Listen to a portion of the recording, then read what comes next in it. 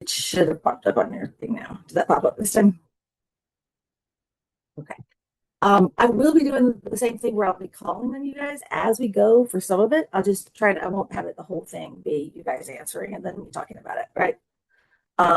So be prepared to say stuff.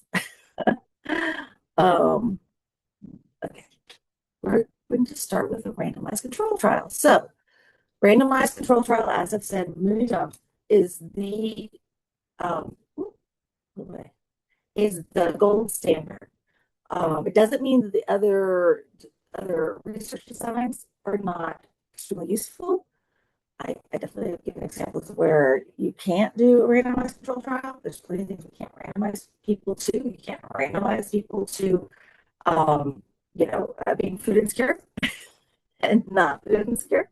Um, but at the same time, in that case, what you can do is that if you got a new, say, food pantry that's giving out things in a new way and you're going to test this out, you could randomize um, people to receive the intervention and have the other be a wait list, right? So in a way, you're still kind of randomizing in a food insecure setting, but you can also see how that doesn't feel great.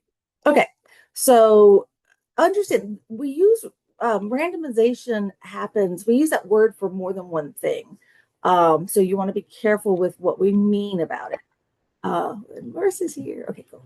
So we randomize because theoretically it's going to reduce bias. It's going to balance both the things that we know that we want to control for, but also things that we might not have thought about yet. So that's why the randomizing is so good. It really takes care of those kind of confounding variables as well, which is very helpful. So we use RCTs to determine causality. So what do we mean by a micro randomized trial? Sam, you get to go first. Sorry. What do we mean by micro as opposed to just an RCT? That's a great question. Okay, cool. And the reason why I picked on you for this is because this is actually used, it can be used more commonly in um, uh, mobile interventions, e-health. So basically, what it means is that you can randomize your participants repeatedly throughout the study. So it can even be like multiple times a day. They're either getting the intervention or now they're in the control group. And so that's why you can imagine, since it is that, kind of fast moving randomization, that having that e-health makes that, or m-health, both terms, e-health, electric, is e-health electronic? That's interesting. Can you M-health. can you give like an example, Dr. Colbean? Yeah, let's okay. We will be creative and think. So, last thing I was going to say before I give you the example is that it's also used. So, in addition to mHealth, the other time it's just in time adaptive intervention. So, it's you could do that if you want to find out, for instance, when specific intervention plans are most effective. Now, I'll give you an example here that I think works. So I have a program that Mamoon's actually going to be leading the pilot test of, and it's where we have incoming freshmen. Oh, he doesn't get to work with freshmen. That's okay. But incoming students are going to be assessed through the Student Health Center, and then they're going to be assigned intervention or control. Those who are in the intervention, they get an app that they use that they've set certain goals for themselves, and like they want to have better cognitive functioning, or they want to have interest, they want to have less depressive symptoms or better mental health. We have to figure out how to say that. They could be their goal could be about physical activity and athletic performance. Anyway, so they set their own goals, but then those who are in the intervention, when they go to the dining hall, they get nudges about what they could choose there. They probably actually get nudges before they even get to the dining hall, about what they might be thinking about getting there. And then we explain why it would help them for reaching their goal in that nudge. Well, maybe those nudges work better at night than they do in the morning for those individuals who are night owls. Just trying to figure out how something that might be feasible, right? So, whereas night owls might not respond as well to nudges in the morning, um, and yet you can use a micro randomized trial in many settings. It doesn't have to just be about health, it can be other things, but I don't have that example in the top of my head. So let me follow with the one that makes sense to my brain. Um, and so so imagine we had a large enough sample that we had enough night owls that we are going to, during the intervention, switch over and start giving the night owls nudges at night, and then half of them get nudges at night and half of them get nudges in the morning. And so, but we might switch that out and check to see what their intake patterns look like based on when we give them nudges, for instance. So they can be in different groups as we change to try to figure out what's going on there with who's. Did that make any sense? I remember hearing about this from, I can't remember if it was UT, but it was like for athletes when they were near the dining halls, they would get those notifications, those like push notifications and alerts. I can't remember if it was Dr. Fascinating. McGirt that brought this up, So but yeah, he does some just in time because just in time is the same where it's, at the time of making a behavioral choice, right? mhm. And so, hello, come and say hi. You want to come say hi to the class? Nope. Bye. So cute. She's already over classes. But I Um, remember this, it was like if they were in so much proximity of like a vending machine that had a healthy snack or yes, a food source, it would like encourage them, like, hey, there's a protein option here or something along those right. lines. Especially for athletes who just and the thing Mhm. is with the example I'm giving, we will have known if they just had a workout because they're wearing a watch, so we get that feedback versus not. So those that you know that works. So yes, Dr. McGirt, but he used his on military campuses is where I think that was not university campuses. So he is actually a part of this project that I'm talking about, and we're going to be taking some of that work that he's already set up and adapting it. So actually, Moon, I still need to get you that list, and McGirt, Dr. McGirt would definitely be. Um, so yeah. So basically, it's most often used, works best with M Health or mobile health uh, examples. So, when we're able to use sensors as well as self-reporting computer algorithms and AI to figure out when that push notification or the nudges, as I call them, might be most appropriate. So, does that make more sense, Sam? I think so. No, okay, that's not. Let me see if I can come up with Is something it else. so Uh-huh. like is this is it basically just like an RCT within a larger study? It's a type of RCT. So it's a setup that allows for that. Because the thing is, there are certain points, if we look at behavior, right, there's certain points where decisions are made. And with these kinds of designs, we're able to reach people, when they're making those critical decision points. And so that's when having like the timing of an intervention would be important. Um, so it's basically you want an intervention where you can respond to the individual's current state, and so that way you can test out and figure out how to deliver the intervention when it's most needed. So not only when Like but as adaptive? yeah, it's adaptive, yeah. I think um yeah, that's the way to say it. So yeah, trying to think of other examples. I think somebody asked in the chat, is micro randomized trial limited to health or can it be used in I another yeah, and I said sector? it can be used with anything. Yeah, sorry. Okay, okay. No, that's fine. I missed that. Yeah, it's okay. Um, so yeah, give me time and I'll come up with some more examples. I just didn't have all the examples on the top of my Dr. Kobe, how about yes. dietary call? Can it Mhm. be like, is it something related to like a diet recall when you have participants and you kind of ask for like in different times when you ask for their, I don't know. I I'm think just that, trying to give example yeah, if I that think, works. well, I think I mean, theoretically, yes, you could test to see when it's best to do dietary recalls.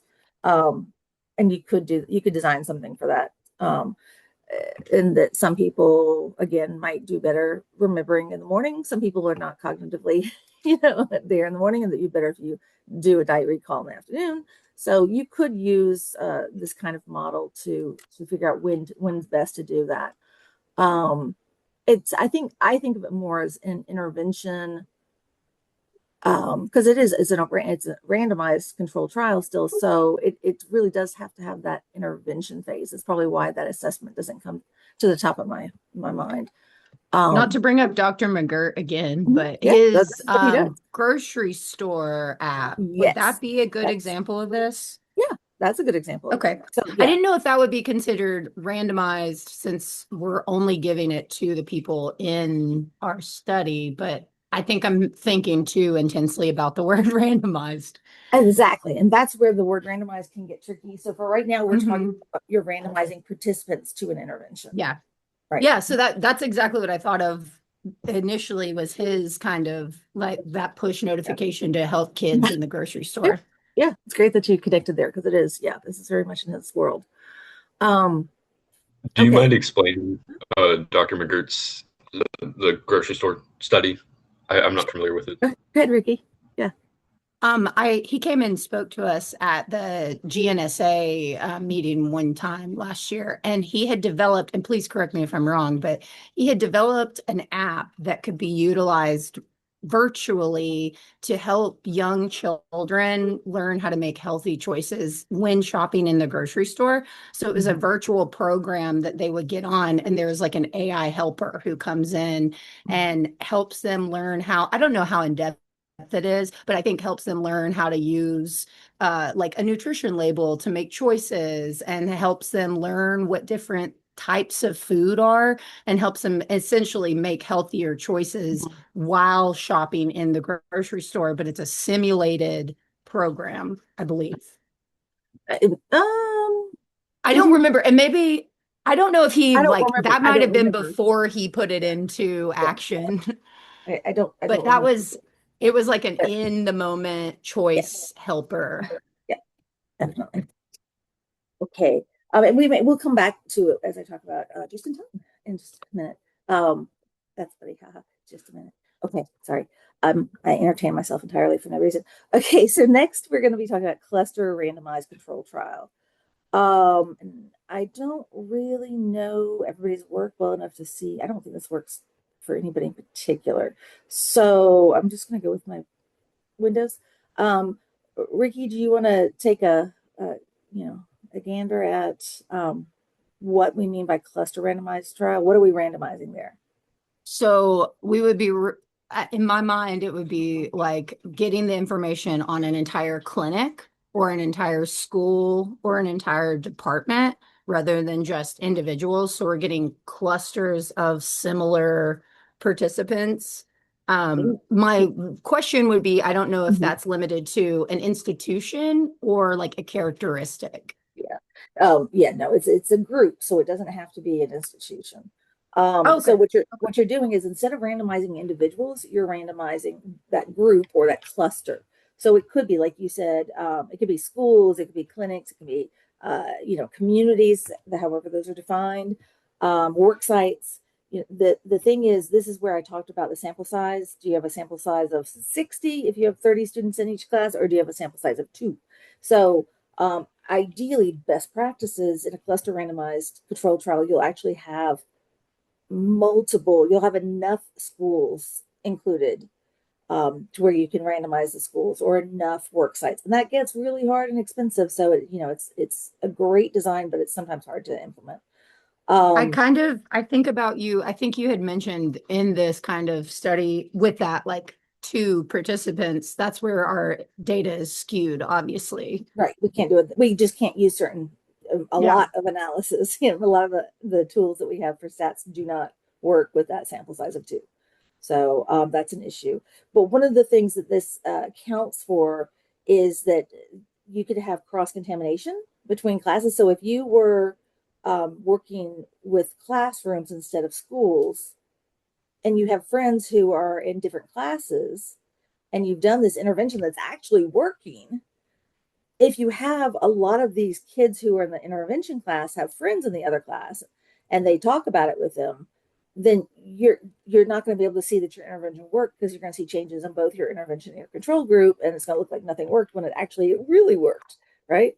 So yeah, that's And would this require having that control? So you would change some of, I guess I'm reading my notes here, and just sure. like randomizing a whole clinic to receive new services versus the services they were already receiving. Is that kind of what So the point of if this you're is? asking, can you use the site as its own control? Basically, I think is what you're asking.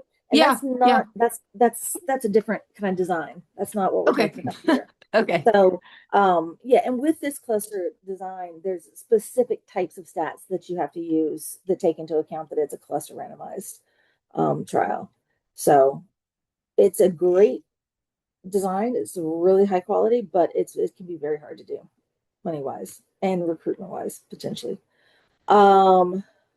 Okay, so optimal treatment allocations. In this Mamoon, what are we doing with our treatments and how we're allocating our participants? Or just tell me what you know about the optimal treatment allowance. If my Optimal treatment allowance. mhm. Okay, Yes, that's an interesting term. optimal treatment allocations is what it's called. Allocations. Yeah.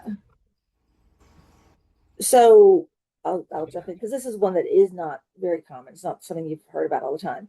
And this is where you are going to be assigning the participants to a treatment group in a way that's going to make it to where you can have the best statistical testing possible. So it can also be a way that you are assigning participants based on ethical considerations. It could be the objectives for your study, something you need to look for. So in this case, you're not necessarily using equal allocation to groups, but you may actually intend to have different sizes, different numbers of participants to different arms. So this is different than just a randomized control trial. This is where you're actually intentionally assigning participants based on some sort of priority that you have. Would this kind of study have a lot of exclusionary criteria? Yeah. Okay. Yeah, and a lot of potential bias. So I'm thinking of like FDA like medication trial, like you have to have so many symptoms and kind of things to eliminate. Yeah, that works. Because you would want the best outcome. Right. That's well, you want the best outcome statistically, that you have a really strong so yeah, you'd have to have a really good reason and a really well designed. You're gonna do a little bit more defending of this study design. So you have to have a really good reason for why you would possibly assign participants like that. Okay, so this next one I'm going to try to do verbally, but it might end up having to draw something on this. So please let me know if this doesn't just make sense as I say it, okay? And then we'll just do a whiteboard real quick and I'll draw it out. So stepped wedge cluster randomized trial. Stepped wedge cluster randomized trial. All right. So, Marissa, do you want to take a gander? And again, you can just say no if it's not, because this is it. Yeah. I like imagine stairs and that everybody ends up going up those stairs. Beautiful. Yeah. All of the groups end up to the top eventually. Yes. Yep. So Okay. everyone gets the intervention at some point. Eventually. Yes.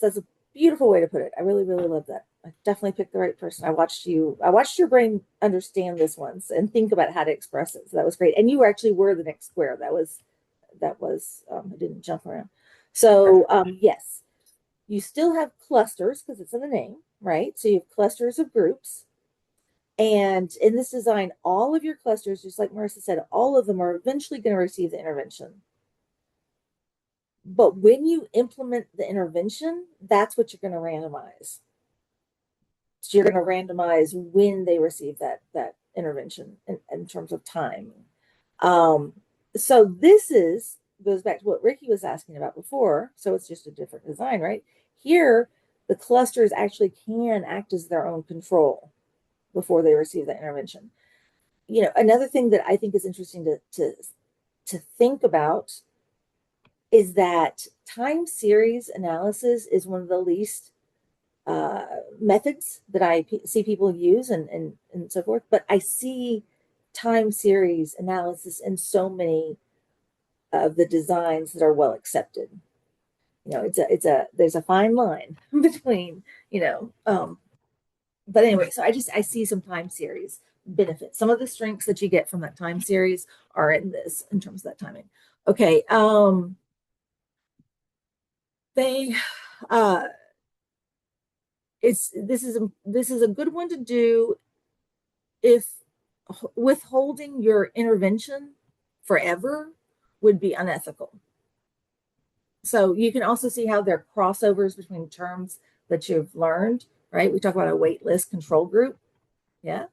The difference there between that and the stepped wedge cluster randomized trial is that in that first one, I wasn't talking about clusters, where here you've got clusters of groups, and then again, you're randomizing when they're going to receive that intervention. Okay. That makes sense? I feel like this could be something that would be beneficial to my design, like going maybe college by college and seeing how intervention for food insecurity affects just one college versus the other, because that's kind of something we ran into. The nutrition department is Right. we know about this kind of Right. thing, but maybe the other colleges in the school don't. So that feels like it could be beneficial. Yeah, and I even by major as opposed to college, possibly. Yeah. Depending how the departments are, if they're really clustered enough, and that's a good question. If they're, Yeah. Same issue with the colleges. And actually, that brings up a great point that can be a problem, and that if your clusters don't really work, then you're less likely to see something going on. If you thought they really you think colleges people would cluster by college, and it turns out that people don't even know what college they're in, and there's no commonalities there, then it's going to be a little less effective of a cluster. But it could. That makes complete sense. I could see how department by department might be more beneficial for that. Possible. Yeah. Okay. The next one these are, I'm touching on newer designs that are really cool and people really like. Has anybody heard of the smart design before today? Probably somebody. Okay. Just one. All right. So this is where, again, participants get to be re-randomized based on how they're responding to the intervention. Because you can kind of think of the old days when we came up with RCT or whatever, because remember, all of this is, humans came up with this and then put names around it. I think there are a lot of people, faculty even that I know, that think this is it, this is truth, this is the way it is. And they kind of forget that perspective of all of this we created. But now, hopefully, we created it based on theory. And that's why having that theory-based work is so important. So as we were doing research, we realized we don't have to be quite so militant, is that a good word, for sticking with this very clean design of just basic RCT. That we would have learned so much more if along the way we could have adjusted. So I'm going to take this back to the example I gave of the apps in the dining hall, right? And this gets to Dr. McGirt's, studies. So I talked about how people might be responding to the nudges in the morning. So say we plan for a SMART trial because you don't want to switch. You want to, a priori. So before you do the research, you want to decide. So we planned that we were going to look as we go, because that also means you have to stop and analyze. And don't forget that can be really, as you design a trial, you've got to really think about your resources, your capacity, who's doing what, because that means you have to clean the data and do the analysis to be able to react to what you're seeing your participants, do with that intervention. So that has to be fast if you're going to do this design. And so basically it's adaptive, right? So you do the intervention, we're doing these nudges in the morning. We realize there's this whole group that just are not responding to the nudges. And then we look at their sleep patterns because we're doing analysis, right? And we see, oh, geez, these are night owls. So it wasn't something we anticipated, but we need to adjust and we need to re-randomize based on the fact, how they're responding, how our night owls are responding to the intervention. And then that's when we put them with that evening intervention, evening nudges instead. So it really helps you to adapt. Often you're focused on the sequence of the treatments for the individuals, and how they respond to it. So what is the best sequence of treatments, for instance, for different types of participants? So I think actually our example with the dining hall works really well with this one, because you can see how different people would respond differently to different types of nudges too. You can get complicated there with pull and personality. Personality is could be a factor in how you respond to different types of nudges. Any questions about the SMART trials? Okay, kind of complex to do, amazing, design. I would, if it were me, and I had not done a SMART design before, I would definitely find a collaborator who had run these kind of trials, and work with them through the projects. That way, don't forget, you always want to phone a friend whenever you can. Whenever we collaborate, we have better outcomes most of the time. Okay, one you probably have heard of a lot is a factorial design or factorial research design.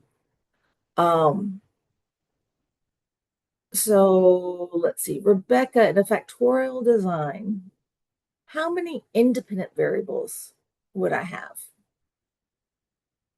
Independent being the one that causes the change, right? Yeah, it's going to be like 2 or more. Yes, perfect. That's exactly right. So you have 2 or more independent variables that you're looking at the same time. And that's, and so what you want to know is how each of those interventions, basically, each of those interventions, how they impact the outcome that you're looking at. And then, so you want to know how each of them, and then you also want to know how they interact with each other. So sometimes there's like a synergy, right? Things come together, and so you'll have, a greater outcome when these 2 things come together for the intervention. So I'm trying to think off the top. I should have done examples all the way through. That's what I was actually going to divide y'all up and have y'all do in small groups, but then I was like, I'm never gonna have time to do all that. So instead I'm doing it on the fly. Anybody who comes up with one can totally jump in here. I have an example that my notes kind of gave me because I was wondering on this one. So Cool. like a 2x2 factorial design that varies diet counseling as a yes or no factor and grocery vouchers as a yes or no factor, so like SNAP or anything like that, to see individual and combined effects on that food security. Right. Nice. And would that give us results that would show us which one was more effective? Yes. Or so okay, so we yes, would in get the analysis. split. Yep, in the analysis you can look to see the effect size basically of what's That's happening here. cool. So like you mentioned, I think you gave that 2x2 as the basic one that you would have, right, as the easiest one, I guess, to talk about. So let's talk about let's make a new oatmeal. My daughter-in-law made the most amazing oatmeal yesterday, and I had to learn how she did it because it was so good. I can give you the recipe in a minute. Anyway, so we want to know. Okay, so imagine we're testing this oatmeal on satiety because that's a nice, easy grab there. And so you want to imagine how two different factors impact the person's society, this satiety. So how full they are, right? So maybe the first one is um, the type of sweetener used in the oatmeal. So we could have multiple levels, right? So the independent variable is the sweetener. Then your levels could be, you could use regular sugar, you could use like an artificial sugar, and then maybe use I don't know, do we want to do molasses? That's our third type. I was thinking like agave.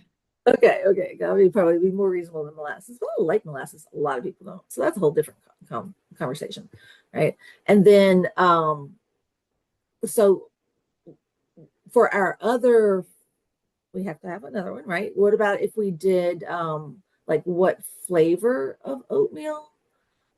She used blueberries and they were really good. So we could have one with blueberries and one with apples. How's that?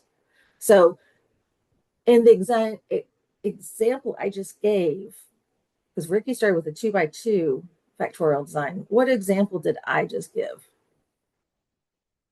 It's not a 2x2 design. Would it be a 2x6? Good Or guess, but no. So, lower? okay, yeah. So, because what would the 6 levels be there? Well, I was thinking all of those combined. So sugar, I think I might have written down molasses as well on mine and agave. So maybe yeah, that would change 5. things. Yeah, that would change things if we had included the agave in the. So I originally had sugar, artificial, and molasses. Okay. So as I So count those, literally, going to be a 3 by, and then for the flavor, I had blueberries and apples. So 3x2 design. oh, okay. Yeah. So 3x2 gives you this. So we're only using those two independent variables, but then we're categorizing them basically. Right, to see if it's the we want to know if the type of sweetener, if that alone was enough to change how how full they felt afterwards. And we also would be able to tell in this if just the apples versus what did I say? Blueberries, because that's what I got to eat. So, or the apples by the blueberries, did that alone change satisfaction later? And then we want to know, does that combination of what type of sweetener, so maybe it's that the sugar plus the berries has a different effect than the sugar plus apples. So that you're looking for interaction between those to see what, if the certain type of the best flavor matters according to what type of sweetener is used. So you could run this as just regular. So let's backtrack. Can you give me, Bryce, can you give me an example where when you break it apart, what would be a just an RCT? Just an RCT instead of a Factorial. mixed factorial. Yeah. Yep. So what would, and let's take it back to simple. That way we can pull it apart. I guess regarding the oatmeal example, I would say just randomizing both the sugar groups and the fruit groups. Right. But yeah, so I'm saying let's pull them apart totally. So in your example, so we could just look at, for instance, the sweetener group, right? So if you had the money and the time and you're like, hey, I'm going to run this experiment, you could do it just with randomizing people to the 3 different sweetener levels, and that'd be it, right? You could then say, now I'm going to do a study where I randomize to flavor. So now I'm going to look at the apples versus the blueberries. Obviously, if you do the factorial design, you get to do it at the same time. Plus, you get to see if there's interactions between those variables. Does that make sense? We can come up with more examples if you want. Would there be a way, I guess, with the oatmeal example again, to, I guess, combine both and randomize both independent variables? Right. That's what in factorial, that's what you're gonna do. So you can also, okay, so you know the numbers that I'm calling out, those are going to be the levels, right? So when I had my 3 sweeteners, that's why it had a 3 there. Yeah. Let's make it a little bit easier again. So we can see it. So if we only did 2 levels, just to make life mathematically a little easier. So let's just say we did sugar versus artificial. Does that make sense, right? And then you're going to have, so that's a 2 by, and then we had our apples and our blueberries. So 2 by 2. Now we can also have another independent variable of temperature. So how hot now obviously this is not based on previous research. So it's probably not something that like needs to be done as is. That's what gives you an example. You want to have evidence that all of these things may impact satiety before you do this. So that's the previous, or your own preliminary work would have led you up to this design. So if you have 3 independent variables that you want to look at, then you're going to have a, Sam, what would you call that? 2 by, I guess I didn't give you the temperature levels. We'll do a hot and a cold for our temperature levels. You said we're doing sweetener, temperature, and the fruit. Yes.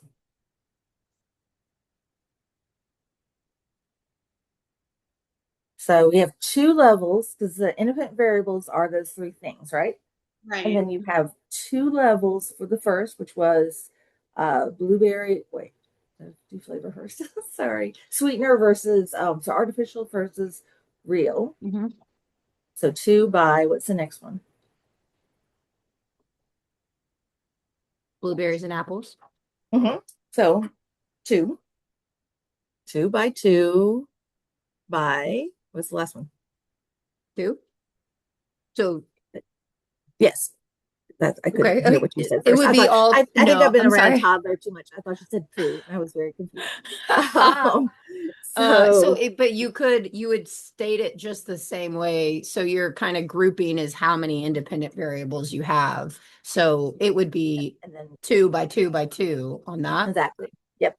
So each separate number is the independent variable, and then the number itself is the level. How many levels are in that independent variable? All right, and then you can draw them out in in boxes so you can see it when you're presenting it, and people like that a lot. And so for instance, in that, and I can draw it in a second if you want, or you can tell me if you can see it in your mind's eye.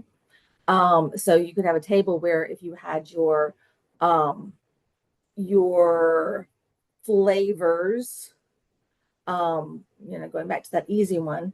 So if you have your flavors by sweetener type, it's going back to a 2 by 2, then you just have 4 cells in your table, right? Because you have some that are artificial sweetener plus apples. Come say hi. You want to say, tell you planting. She's actually outside planting. Hi. We're talking about independent variables. And an independent variable causes a change. The strong, independent women can make a change in the world. Cool? Cool. And then, so are we done? Okay, but we were talking about blueberries. I really like that hat, I gotta say. Yeah, she wears cool clothes. Her mom has great style. So okay, so just a factorial.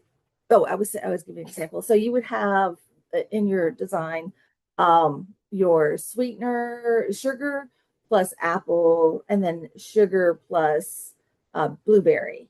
So in one one cell it's sugar plus the apples, the next cell it's sugar plus blueberries, and then over here you had artificial sweetener plus blueberries, and the next one would be artificial sweetener plus what's the last one? Mamoon.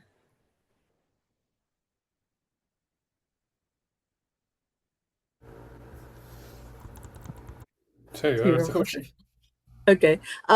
So if we're drawing, Artificial. Yeah, and I can yeah. put it on a whiteboard. Sorry. Yeah, Yeah, I can put we're it on a whiteboard designing if two you by want. two by two. And That so I we're doing two heard. by two. Yeah, and so I And said the first cell is going to be this artificial sweetener, sugar sugar, with blueberry, and blueberry, then sugar apples. with apples. And then over here it's going to be artificial sweetener with blueberries. So what's our last cell? Artificial with blueberries, then sugar with apples. And the last one, because we did sugar with apples over here, because sugar is over here. So our artificial sweetener. Okay, I'll draw it. But I'm dangerous. If you let me start drawing, who knows what we're gonna end up doing? Oh, where's the whiteboard?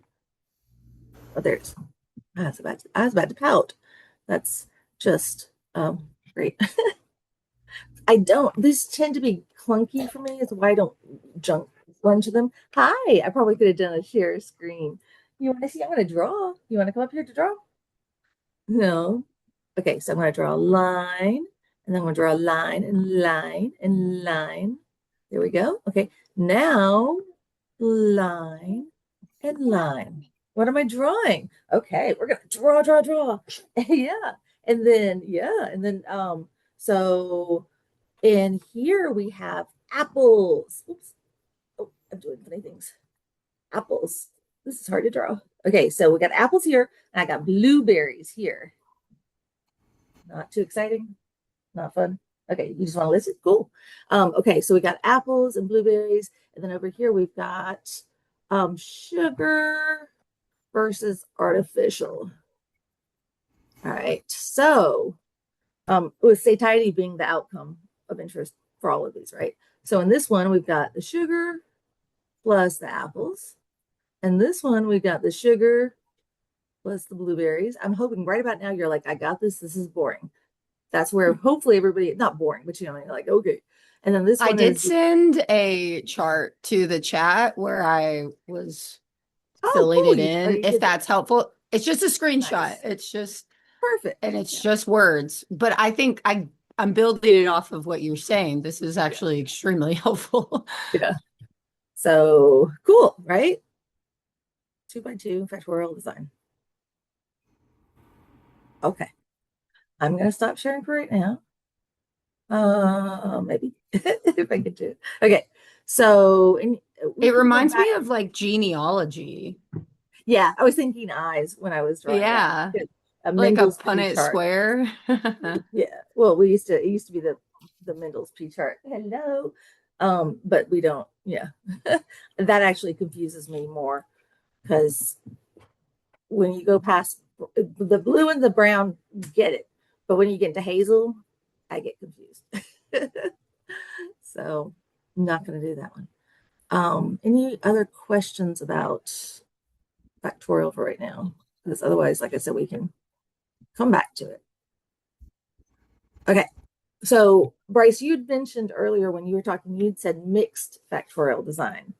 And so when we talk about mixed factorial design, we're going to be looking at both between subjects and within subjects. So can you give me an example of what we mean by between subjects?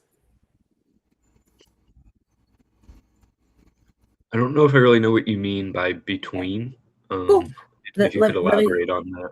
Yep, sure will. That sounds good. Okay, I'm gonna do a whiteboard again. But this time I'm hoping to get a little bit easier drawing. Why is my little drawing thing not there? Hello. Let me stop sharing and try it again. Wait, I did see your toolbar to the left. Did you? I didn't see it.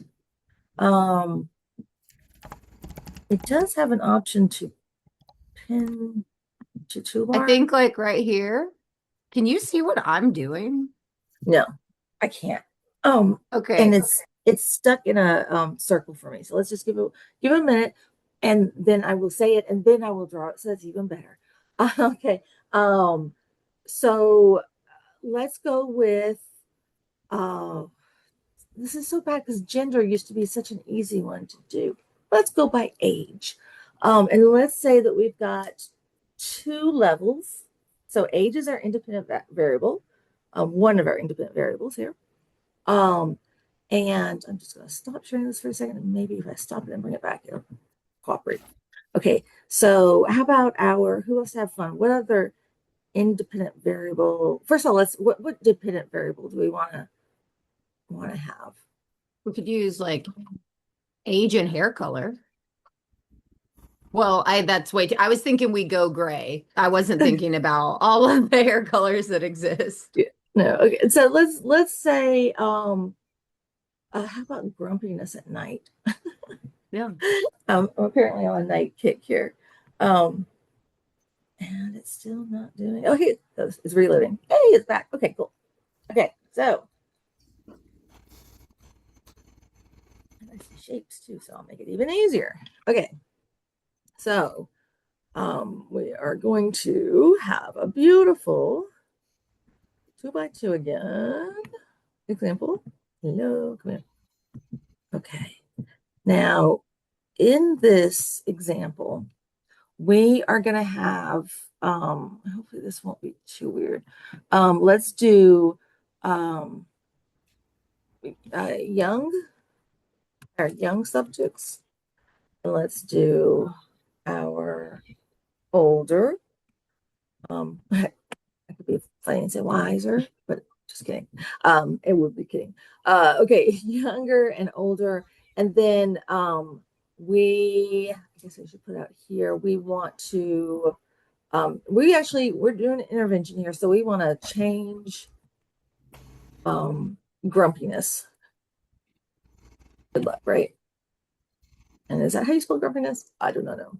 All right. So I need, and I had it in my brain before I got distracted. I need to know what other groups we can have here. So let's do I don't know, Southern and Northern. Okay. So no, because this seems to be something I'm giving to them.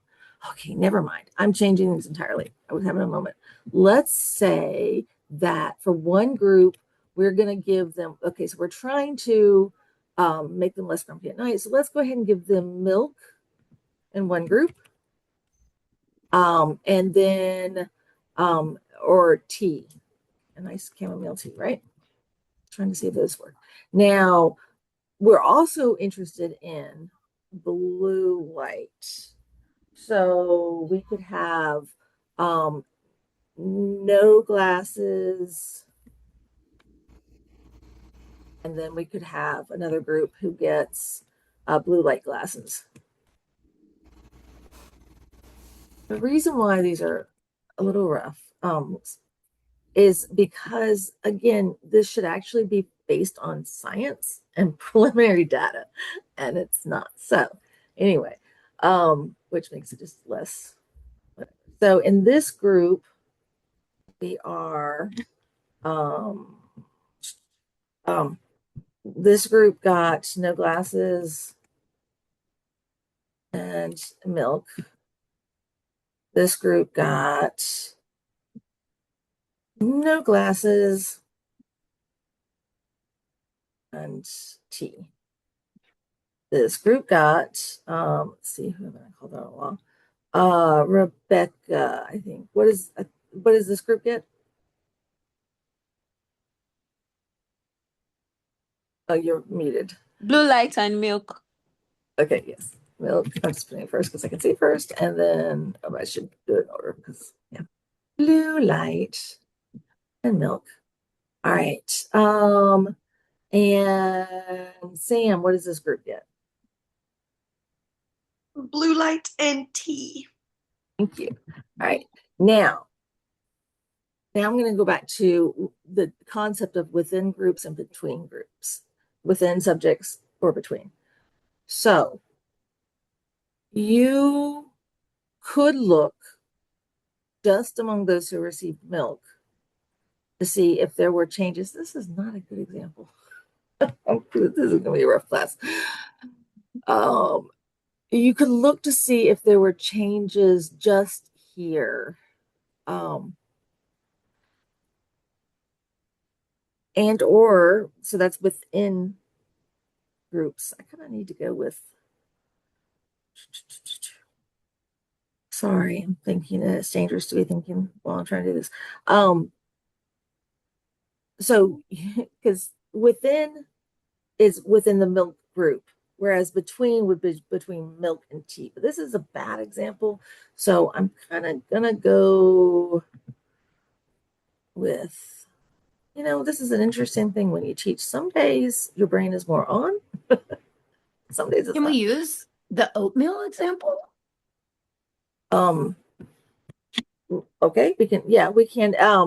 So Well, I'm just, if this one doesn't work, I was just curious. yeah. Uh, hmm. Okay, so an example could be that if we have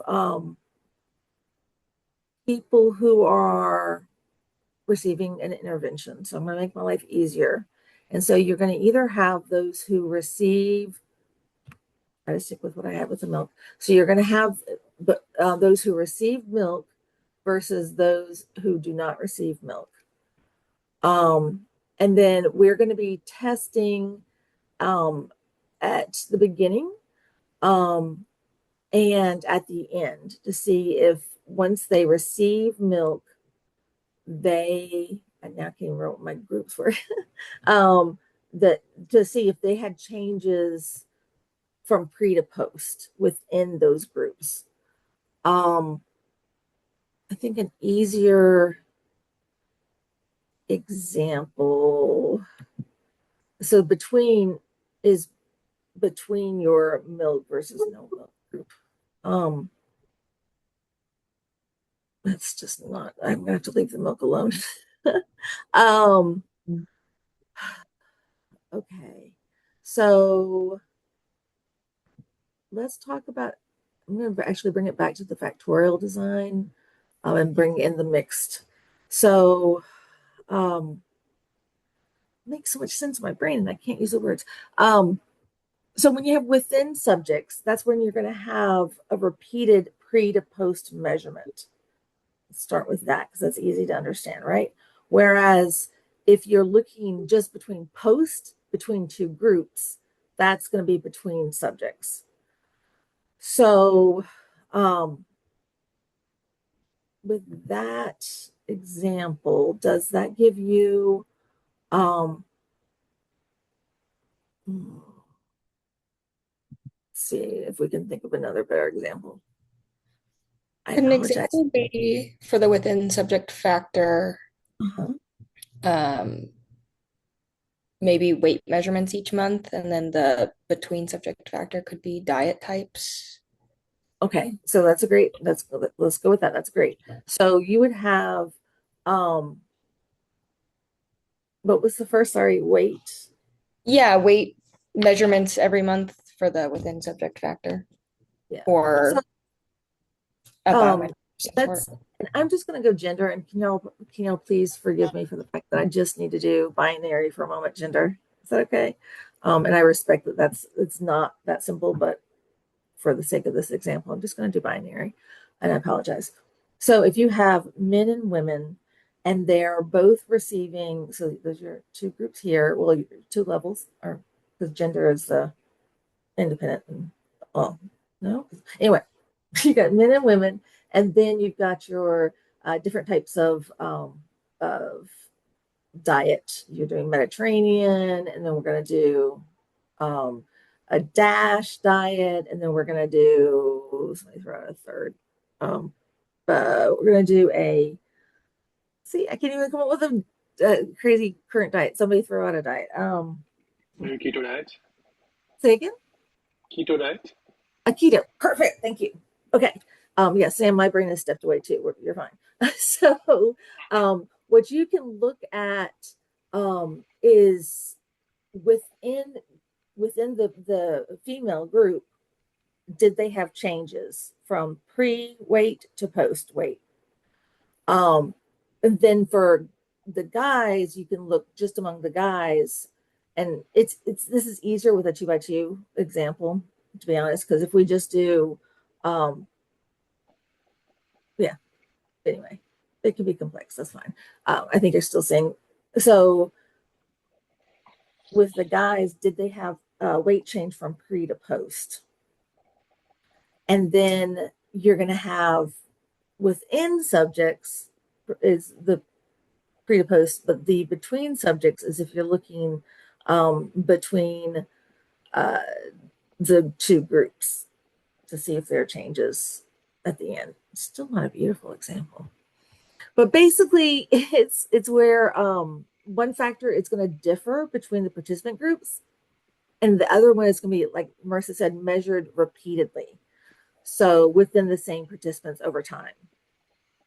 So that way, within is it's within that same group. Between is between the two groups at post.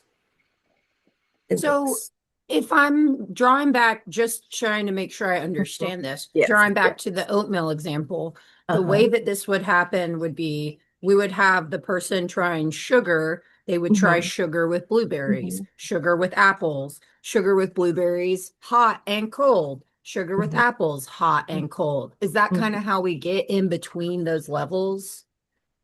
Right. So the difference there is that which group did you start with, by the way? Sorry. I think just sugar. And sugar and what did regular sugar, blueberries, hot. Okay, got it.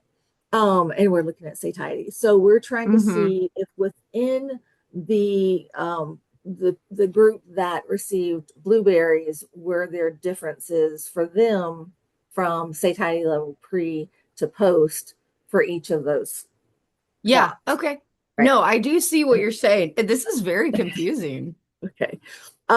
So the thing about the mixed level design, after I drink water, is because it's really not, once you get it, you're like, oh, that's clear. But this is what gives us a new way to write the design, where you use the superscript, what's the one that's small top. So superscript, I think. So anyway, it can be a very confusing and complex and expensive approach design to use, because if you have a two, but if you have let's go to 2x3 is what we had first, right? But if you think of factors with like 4 or 5 levels, so if your gender had 4 levels, or if you had combinations of multiple levels, then you could be, this is where you're going to do the analysis of variance, by the way, if that makes sense, because maybe that'll make it click. But it doesn't, if you do analysis of variance, it doesn't tell you where that difference was. So a different way to think about it is you write the like a 2 and then 3 subscript by a 3 by 2. So that's a mixed level design. So you actually have like 72 observations just for that. So you can see how it grows very fast. Let me draw, because this is just going to make it a lot easier, I think. Wish me luck on my drawing, okay? I'm going to do better, I promise. All right, I can draw this. So, and let's play. Let's go to, I think I have to make it something that's just something I actually would do, and that way it'll make sense. So let's go with my group with the on campus. Okay. So we are going to start with, hello, come here. So my students are going to, at first be assigned to, let's see, hold on, what time of day they're going to receive their nudges. So let's do a AM here and PM here. Okay. And my outcome of interest is diet quality, let's say. So that's something I want to test between AM and PM. Now, and then here I wanted to do, whoops. So with my grouping, I wanted to look by, let's go for gender. Sorry. Those who identify as cis girls. And then those who identify as boys. I have For a what it's lot of worth, people. in the context of this, I don't think that that is offensive whatsoever. I totally understand why this is Why I'm easier to so see. Yes, yeah, ma'am. it's easier to see, and I feel guilty about it, but that's okay. My guilt is not not the fact. Okay, so we have the AM and the PM, and then we want to throw in some more possible um, interventions. What else could we try uh, with our students? So we could do um, that they get pictures in their text or no pictures in their text. How's that? So a nudge with pictures. And then you're going to have, so now um, you're going to have girls who are going to receive the AM and, um, and a picture. I'm gonna have to change these around so that I can do this where I want to do it. Hold on. Then you're going to have the AM with no picture, right? And then you're going to have that PM. Whoops. Hello, come here. PM.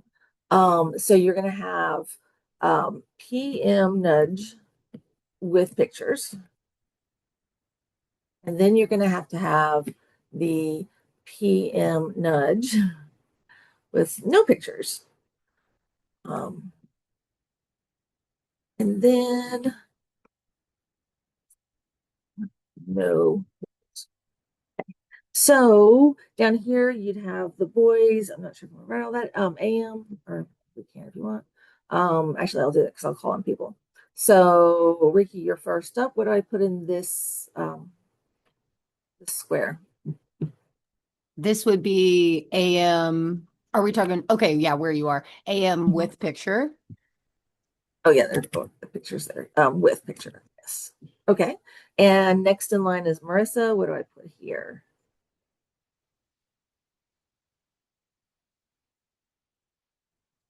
You're muted, by the way.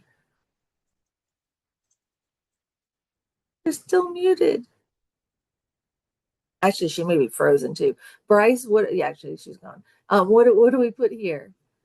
AM no picture.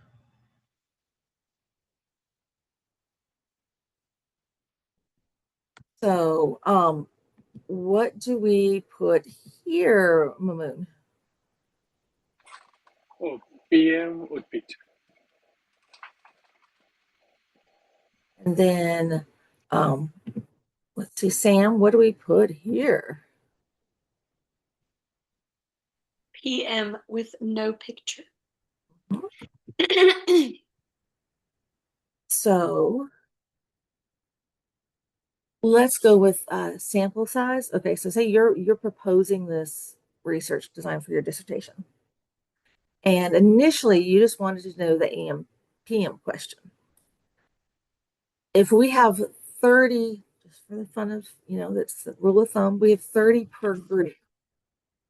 How many subjects would you have needed for that first question where it was a 2x2? I think Ricky, you're up for that one. Let's go back up. So how many with a 2x2? How many subjects would we have had? And I can draw the 2x2 if you want. 2, 3, 8? You'd have Or would 8 it? subjects. No, So 8 options. I see. I see. yeah, I'm just trying to show you why this can grow unwieldy for Well, anybody and who's my mind was like, would it be like times 30? Would we end so up with like an extraordinary amount of participants? right. So oops, why did I do that? So yes. So if I said we're going to use rule of thumb for fun, and oh wait, we're not doing the picks. We're just doing AM girl here. Okay. And then this one, because these I could put girl under all of these, obviously, right? Just Mhm. so you know, okay. I'm not, that was implied. I shouldn't just assume. Okay. So in this square, you would have PM. I'm just taking it back to simple first. Mhm. And girl. So here you would have Rebecca, what do I have in this one? The 2x2.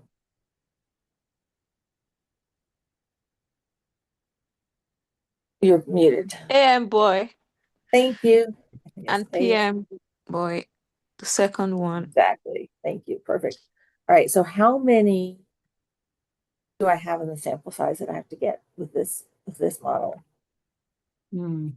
Okay. It's just math.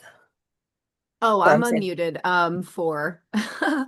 I was no, talking to myself. Would it be? so I've said no, I've said the n that I want per square. We're going to use that rule of thumb of 30. That I need 30. So how many do I need to recruit with this model? 120. Thank you. Okay. And you can see by adding one more variable that you're interested in, because you're like, I really think having those pictures is what makes them like pay attention because it's so easy to see. So you're like, I need you to do this. So now what's your sample size? It's 240, right? It would be 60 plus 120, so 180. To um Because 8 times 3 or mm. 8 times 30 is 20. Yeah, So yeah, 30, 240. 60, 120, 240. Yeah. Okay, so you can see as you're designing things, it can give you really interesting interactions that you want to see, but every time you add in another um, variable, you increase your sample size a lot. Um, and Frooved was a good example of this. And I actually ended up doing like a heat chart that was really cool. But improved, let me see if I can do this with what I already have here so I don't start back over. Proved had, in this column here, we had different universities. So we had, so like University of Florida was one, UT was one, in Maine, we had New Hampshire, and it went on. Initially, I had 8 and ended up with 60. 60. And then here we're kind of you could see it as the different things they could do as part of the intervention. And so we look to see like yes, no, they had this. So those who did like dining hall um environmental changes. And that was going to be that. So there's a yes or no for dining hall across the board. Um, and then it was dining hall, no.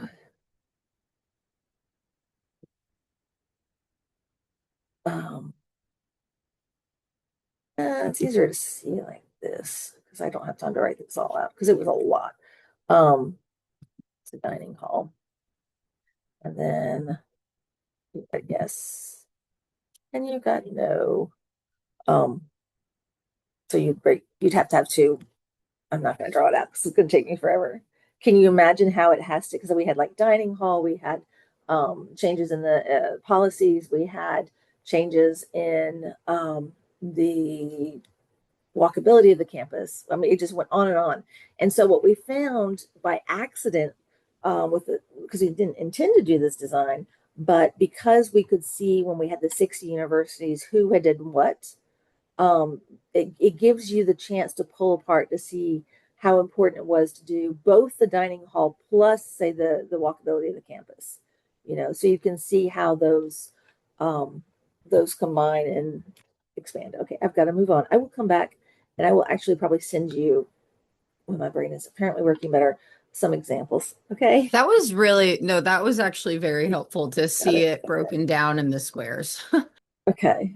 And I might have, well, before I go on, let me see. I might have some notes that I could pull up where they're already drawn out.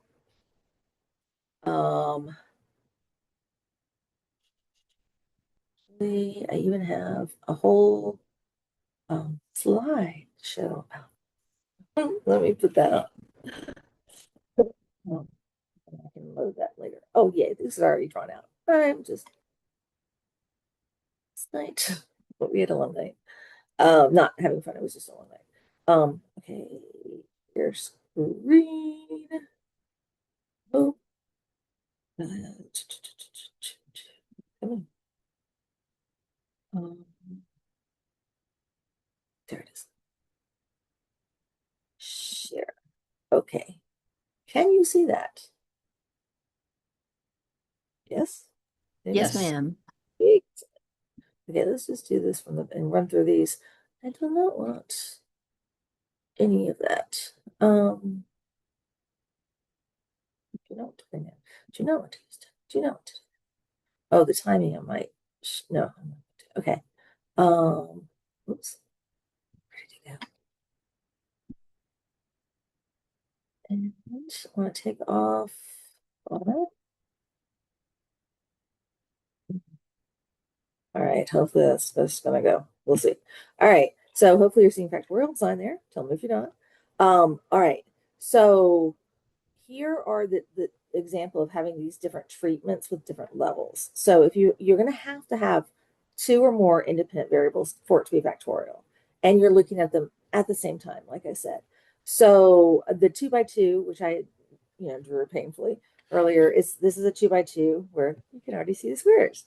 Right. So you've got the two different levels here, and then you got two different levels here, and that way people can get both of those all the way through. It also shows you, these are just the observations you'd be doing with all four of those, right? So all four of these groups you have pre-post observation, hopefully. So just pre-post there. If you had a one factor design, you can do that. You can say it is, you can call a lot of different designs different things pretty easily by making small adjustments. So here because this is a randomized control trial, let's pretend it is, and we're looking at protein, and we're giving 3 levels for protein. So you've got low protein, medium protein, or high protein, and our outcome of interest, or DV, dependent variable, is weight loss. So we could track afterwards that low protein is associated with having less weight loss. The medium protein had more weight loss, and then the high protein had higher weight loss, which we can spend, if I have, maybe I'll just start having meetings where y'all can join or not, because I can share some research with that protein example. Now, let's say we want to look at both protein and exercise. Remember, still keeping a dependent variable, weight loss. And then for independent variable of exercise, just 2 groups, none or some. So you can see it over here. And y'all can see my cursor when I move it. Is that right? Okay, cool. We can. Okay, cool. Thank you. So here's our exercise where it's just got either no exercise or some exercise. And then we still have our 3 protein levels. So again, sample size is going to go up, up, up. So this is where you can use your, where you say 3 by 2, you can use that to figure out how many groups you're going to have. And I think Bryce did that last time on the last, when I was trying to draw the, the things. So yes, and that's just going to be a multiplication effect of 6 groups. And then you can, when you draw it out, so you could draw it out separately, right? So you can, oops. So the main effect that you're interested in is that weight loss. So you could be looking just at protein levels and see if there were differences by protein level. You could look at just exercise as the only thing that you're interested in. So for instance, if you were just looking at exercise, where it's none or some, you would have to, you could be looking just in the low protein group to see if the exercise there or not resulted in a change in the weight for this group. And then you could look independently at this group. Obviously, with the way we're doing this, the advantage for this factorial is that you can look at all of them at the same time to see what's going on. And so, for an outcome might be that if you have no exercise, you do lose some weight. You know, have some benefit to that high protein over here, but if you have exercise with it, you have much more weight loss up here. So it gives you a chance to do that. And you can write it as a 3 by 2. Now, as we, look at it a little bit more in depth here, you can do different groups. So here's where, like, I was trying to do genders, and then I was like, and let's go for, yeah, my brain is not creative today because I was just trying to think of a group that we could have of interest. And we look at here. We could look at year in school. I don't know. That's not, see, I'm just not doing great.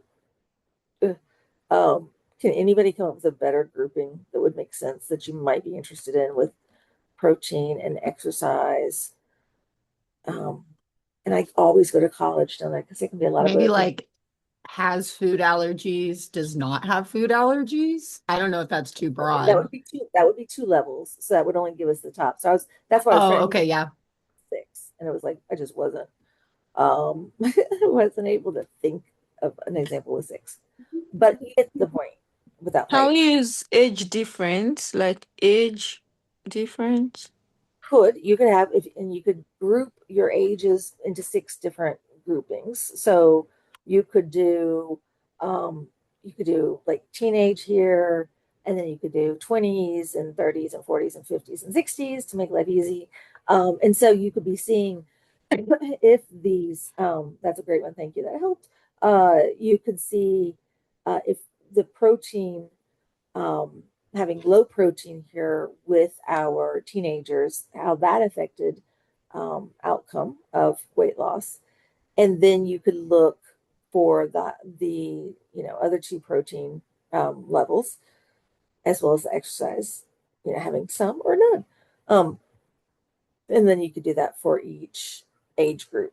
So that at your 20s, you need to look by protein, and you also need to look by exercise. And then 30s, you're gonna look by protein and exercise. Anyway, I don't know if it worked. Okay, now let's even get more complex because hey, I'm already swimming with quite a current. You can have, again, more than 2 factors. And this is where I talked about that. I think I'd use a 2 by 3 example a second ago, but anyway. So you got let's do the 3 because we have the 3 levels of protein. We have the exercise, none or some, and then here sex, male, female. Apologies. And when you do that, that's going to mean you have 12 groups. So this is where I was, and I'm not saying you're always going to have 30 in a group. You're going to do power analysis to figure out what you actually have to have in a group. But you can have, so if 12 times 30 is a pretty big sample size that you're trying to get, especially depending on your resources. So you can see how you would divvy up the who gets what, basically, so you can figure out the effect it has with different groupings. All right, so this gets to the within and between that I was stumbling on over there. So within, again, it's you're looking at one group and you're looking pre to post assessment. So that means within. Now this does matter when you're looking at stats, what stats to choose. And I'll actually be crazy and try to pull up a stats sheet to show you that in just a second. And I'll send it out because it's my favorite little cheat sheet. Okay, between is where you're looking at least within two groups and you're comparing the post between those groups. Whereas if you have a mixed design, we're doing both. So we're gonna have at least two groups and we're gonna be looking pre to post, both with between at the post as well as within from the pre to post. So analysis wise, we're looking at all of those. And that's a mixed factorial design. Does that make sense? Okay. I know we need a break. What time is it? Stop sharing. Oh, come here, guys. 5 to 2. No sharing. So there you are. Stop sharing. Can you see? It's being weird. There's stop sharing. Thank you. All right. So yeah, y'all look tired. So wait, y'all take a 10-minute break. When you come back, I'm gonna give you the stats sheet and go over that, and then I'm just gonna go through what we've got because I'm so far behind. I talk too much. I'll see you in 10 minutes. I'm pausing the recording. I should erase the recording. It's been horrible. Losing recording. Obviously to get through this, and I think it's so important, and I hate to do this, but I think I'm gonna have to stay on experimental next week and just not do the qualitative as part of this class. It was only gonna be one lecture anyway, so it's not enough. But hold on, don't be too sad because what I'm gonna offer is I'm just gonna do a qualitative optional class that people can come to or not. So I'll do that afterwards and we can just do it on the same day. And then if people are available and they want to hear it, then they can come live. If you don't want to come and just want to, you'll get the recording. And that's the best. Normally I have 14 weeks to go through all of this. I've never actually tried to do this in summer and it's not that easy. Anyway, and I've also learned that you really need to sleep before you teach. At least when you get to my age. I used to be able to just hang in there. It was no problem. And now apparently, no. Yeah, we can do the same time, same day, same time, just giving an extra. Yep. Yep. You know what I've fine. learned is you just need to sleep, period, apparently. I used to be much better. I'm not. Okay. And actually, since it's a side note anyway, I have a weird condition that some of you know about, some of you don't, but I can't fly because I get anaphylaxis. But I was reacting with just the driving because the barometric pressure change. And anyway, and I'm on a ton of meds to make sure I don't die. And they make me sleepy. So I don't think I'm as sure. I just recorded all that fun. Anyway. All right, we're going to keep going, and there's just so much I want to say. It's the problem in life. The cheat sheet. Let's do that first. I only have the first page. I've got to find the second page. Let me share this with you, and I will send it out and put it on Canvas. And this comes from the book that, I said everything's optional. So this is actually an old anyway, it's just an old book, but it works really well. And like I said, I have a second page that I'll give you.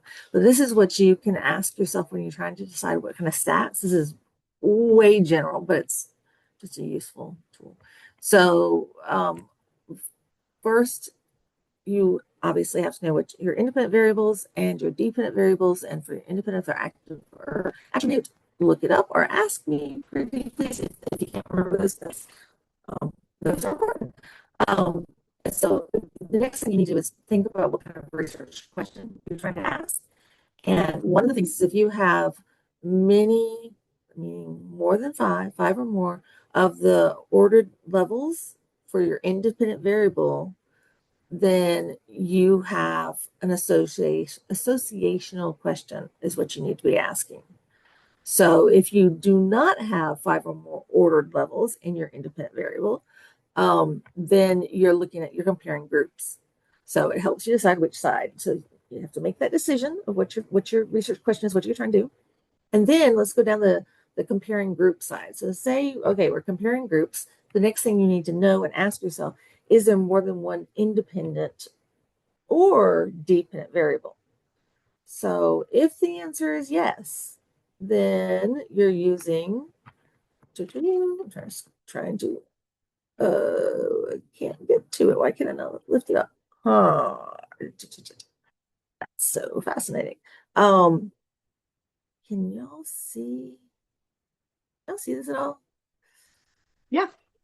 Okay, good. The smaller one is a little small on my screen still, but we can see it.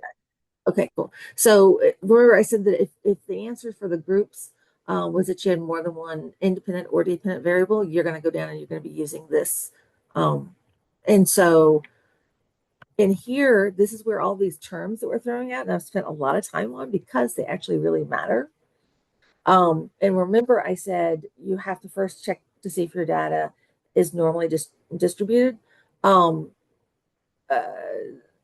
Mamoon, what are the 2 statistical tests we check for to find out if it's normal distribution? To see if the data is normally distributed. Again? Fine. So what are the 2 things we look for to decide if the data is normally distributed, normal distribution of the data? So we will see that if we have a bell curve and like most of the data is around the mean value. Right, it is related to the mean, yes.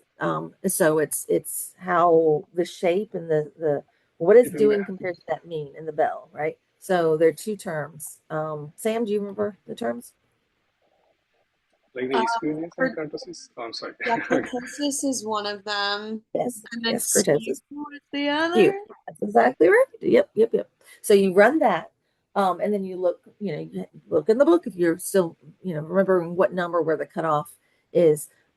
Because if it is normally distributed, that tells you you're in this line right here, which I think, can you still see my hand on the screen moving back and forth? Okay, thanks. And so this is where knowing if it's between groups or within groups or mixed, where you're both looking at between them and within, tells you what kind of analysis to do. So if you're only looking at between the groups and you're not curious or don't need to know about like what's happening within the subjects, then it's just a factorial, ANOVA. Whereas the difference here, if you're looking within subjects, it's with repeated measures. So if you hear within, with repeated measures, at least that they are looking within subjects. If it's mixed, then it's also the same thing as factorial ANOVA with repeated measures. So that shows you how you would, what you would do. Now, here's an interesting issue that if you have not normally distributed data, there's really not a nice common test that's used for the independent variable to determine differences. There are things out there, but you want to work with a statistician to figure out what to do with your data if it's not normally distributed. And sometimes that comes down to data cleaning and choices within the data, and if you're cutting out outliers, things like that can make a difference. And hopefully you've thought through that at the beginning and a priori like make these decisions. That just it is a higher level of research design quality if you're making those, as opposed to getting at the end and going, oh no, and then making choices. But I think that I personally think if you are having to make those choices post hoc, after your study, sometimes it's not because you're trying to manipulate the data, it's just something you didn't understand statistically. And I think there's a difference there. So if you figure something out afterwards and it wasn't a priority, I still say it's okay, go ahead. But that's my personal opinion. Talk to your mentors and stuff. You can see down here, again, you run into that nothing common for most of those when they're nominal, but you can do a log linear if you're just looking between groups. All right, so same kind of concept here, going faster. If you up here, you figured out that you're trying to compare groups and you figured out there is not more than one independent or dependent variable, then you're going to be using basic stats, which I can scan it in here. So, and then you have to ask yourself again, if the variables are normally or other, if your assumptions, basically the data is close to normally distributed. And so if you are just trying to relate the scores, you can be for two variables or scores, you can be looking at Pearson's R or a bivariate regression are the two you mostly would be doing. Whereas if you're looking at your variables being ordinal, that's when you're going to be looking at the Spearman. So if you're curious while you're reading these articles and they're using different things that you think, it's like, why did they choose that one instead of that one? So this would show you why you would choose a Spearman, for instance, instead of Pearson's R. Or Kindle's tile would work too. Anyway, and then if they're both nominal, then you're doing Kramer's V probably. Anyway, so yes, on the other side, if it's associational, the next thing you have to ask yourself is there more than one independent variable? If it is, then you follow down this cute little chart I give you. And then again, you have to figure out if it's normally distributed. And if it is, this is where you get to multiple regressions across the board. Makes it pretty easy to figure out. Poor Bryce, I'm sorry. This is not fun, is it? This is not the fun part of life. Sorry. But this would give you what to do if you have dichotomous variables. These are, it's a great cheat sheet. I love this. It's so nice. Don't you? Is there anybody else among us that's like, yes, give me this sheet so I know what to do, and then I just have to follow it. Yeah, I'm very much a visual learner. Yeah, This is very helpful. So I'll find it's got another page, so that way I cover all of the different stats that you might do. And I'll put that on Canvas and send it out. Okay, so moving on, closing that. We are going back to our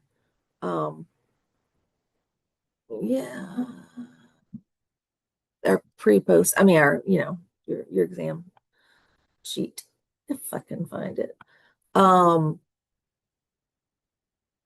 also show you, let me show you just one thing that's kind of random, but that I usually like a game that, that it turns into a game. It is actually fun, I think. But just so you can kind of see what we would be doing in class if we were in class right now. Sharing screen. And it also, I want you to look at this and think, would I be able to do it? Because we're not getting to do it in class today, but I usually take these and cut them into strips of paper, very old school, right? And then different people draw, and there ends up being fun stuff because you get, I also do like fun ideas for dependent variables and independent variables, and then you draw them and then you put them together. It ends up being a really funny, research design. But my point for right now is, as you look over this, at this point is, do you understand all of the things that are on there? And if you don't, either let me know right now, you can let me know later, you can look it up, whatever's best for you to get through that information. But it just shows you, like, right now you should know the difference between RCT and a quasi. You should know you should know what I mean by independent variables. You should know what I mean by levels. You should know what I mean by dependent variables. You should know what normally distributed looks like or means. You should know what I mean by within subjects versus between subjects. So as I, called all those things out and like associational, just seeing if there's anything else. As I said all those things aloud, are you at the point where you're like, yeah, I got that. Yeah, I got that. That's what we're looking for. Just a familiarity, at least, with all of those terms. Jill, how do y'all feel about those terms? Are you there? Old, got it. Rebecca, what do you think? After today, Okay, that's clear. Okay, cool. Very cool. So I do want to go over, I'm going to go over this quickly. It is recorded. You can come back to it. Try not to fall asleep. That's your challenge. I'm going to make it a game. So there's something interesting, although maybe you'll stop listening entirely. But I want you to try to count someplace how many times you hear me say independent variable. Okay. And we'll see at the end of this how many of you, what you got, and if it's right. All right. So I just want you to remember that when we're talking about a between groups design, you're going to have two or more groups with levels of independent variable.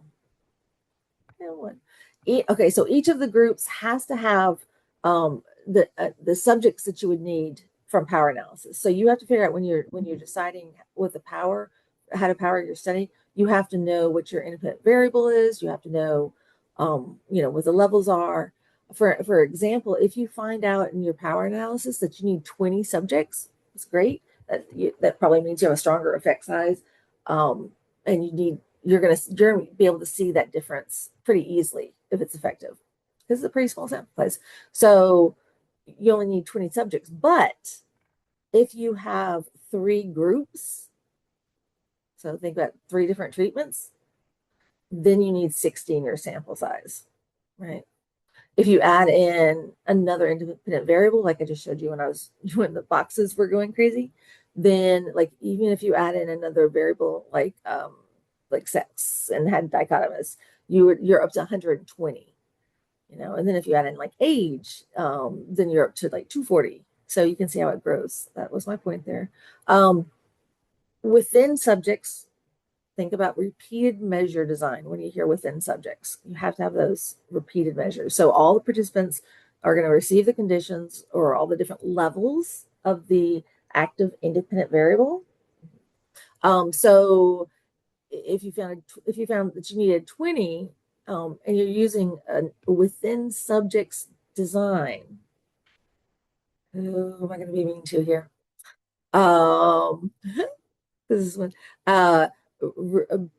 Rebecca, if I'm doing within subjects repeated measure, and I found that I only need 20, using that within subjects design, how many participants do I need? Mm, um, 40. No, but you can phone a friend. So toss the ball to anybody else. Who else do you want to try to answer it? Marisa. Marissa? No.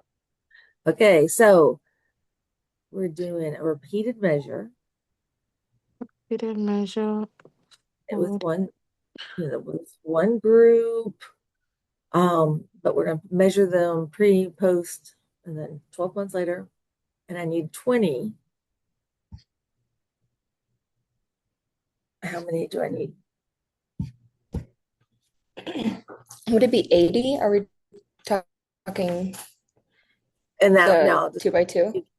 yeah, no, because it's you in this if it's a within subjects design and that's it's just a repeated measures, you only need 20 because you're just doing the same group of 20 repeated times. Sorry. Okay.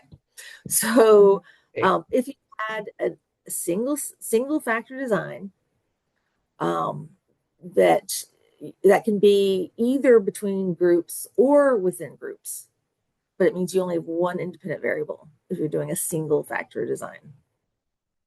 But you can have multiple levels. So you could be looking between groups with one independent variable and 4 levels.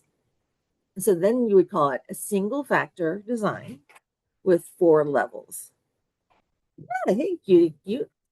Yeah, upbeat, come here. This is fun. Ooh, okay. So you're already so wet. Oh, you're watering outside. Okay. So this is interesting. If we have a within subject design, so I'm going to look at people within subject and the 4 levels, I'm going to call it who do you want to call him? How about Ricky? What are we going to call this design? So within subject design with 4 levels. Would it be a single factor design With 4 levels. Yep. with That's how 4 you- levels? Okay. Yeah. Okay, so let's talk about a between group factorial design. Nope. That's yeah, you're out. You don't like the between group design? I get that. Bye. I get that. So if you have more than one independent variable, and then the levels of each of that independent variable, they all matter. So for instance, you already heard this. This is a repeat for today. If you have 3 between groups, independent variables, and then if the first independent variable has 2 levels, then you would have 2 by 3 by 2 factorial design. And that factorial means that you're going to have at least those 2 independent variables, okay? And then remember you multiply to find out. Okay, still reviewing. Within subjects, if you have within subjects and 2 independent variables, each has 2 levels, then turn Mamoon. Hey, cutes. Go here. If you have if you which one was I on? Yes, within subjects with 2. That's how old you are. 2, exactly. 2 independent variables. Two. Okay.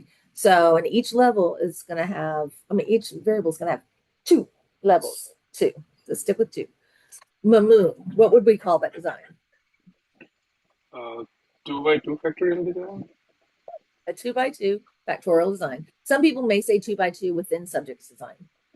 So, what would we call it if we have both between and within? So you have, what are you doing? Yeah, you can take that. Take it to your mama though. That's empty. But take it to your mom if you want. Okay, so if you have Bryce, if I have both between and within, what kind of design is it? Mixed factorial design.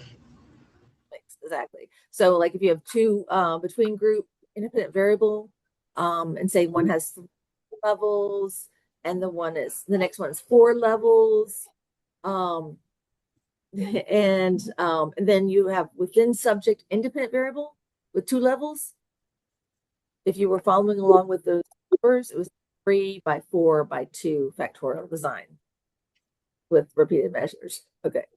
So basically remember that each number that I'm talking about, it represents how many independent variables you have and then the levels that they have, right? Oh, thank you. No. Yeah, no, I don't need any right now. Didn't anybody like any magnesium? Nope, I'm good, thank you. But what you got? Yeah, okay, you're good. Nope, you're fine.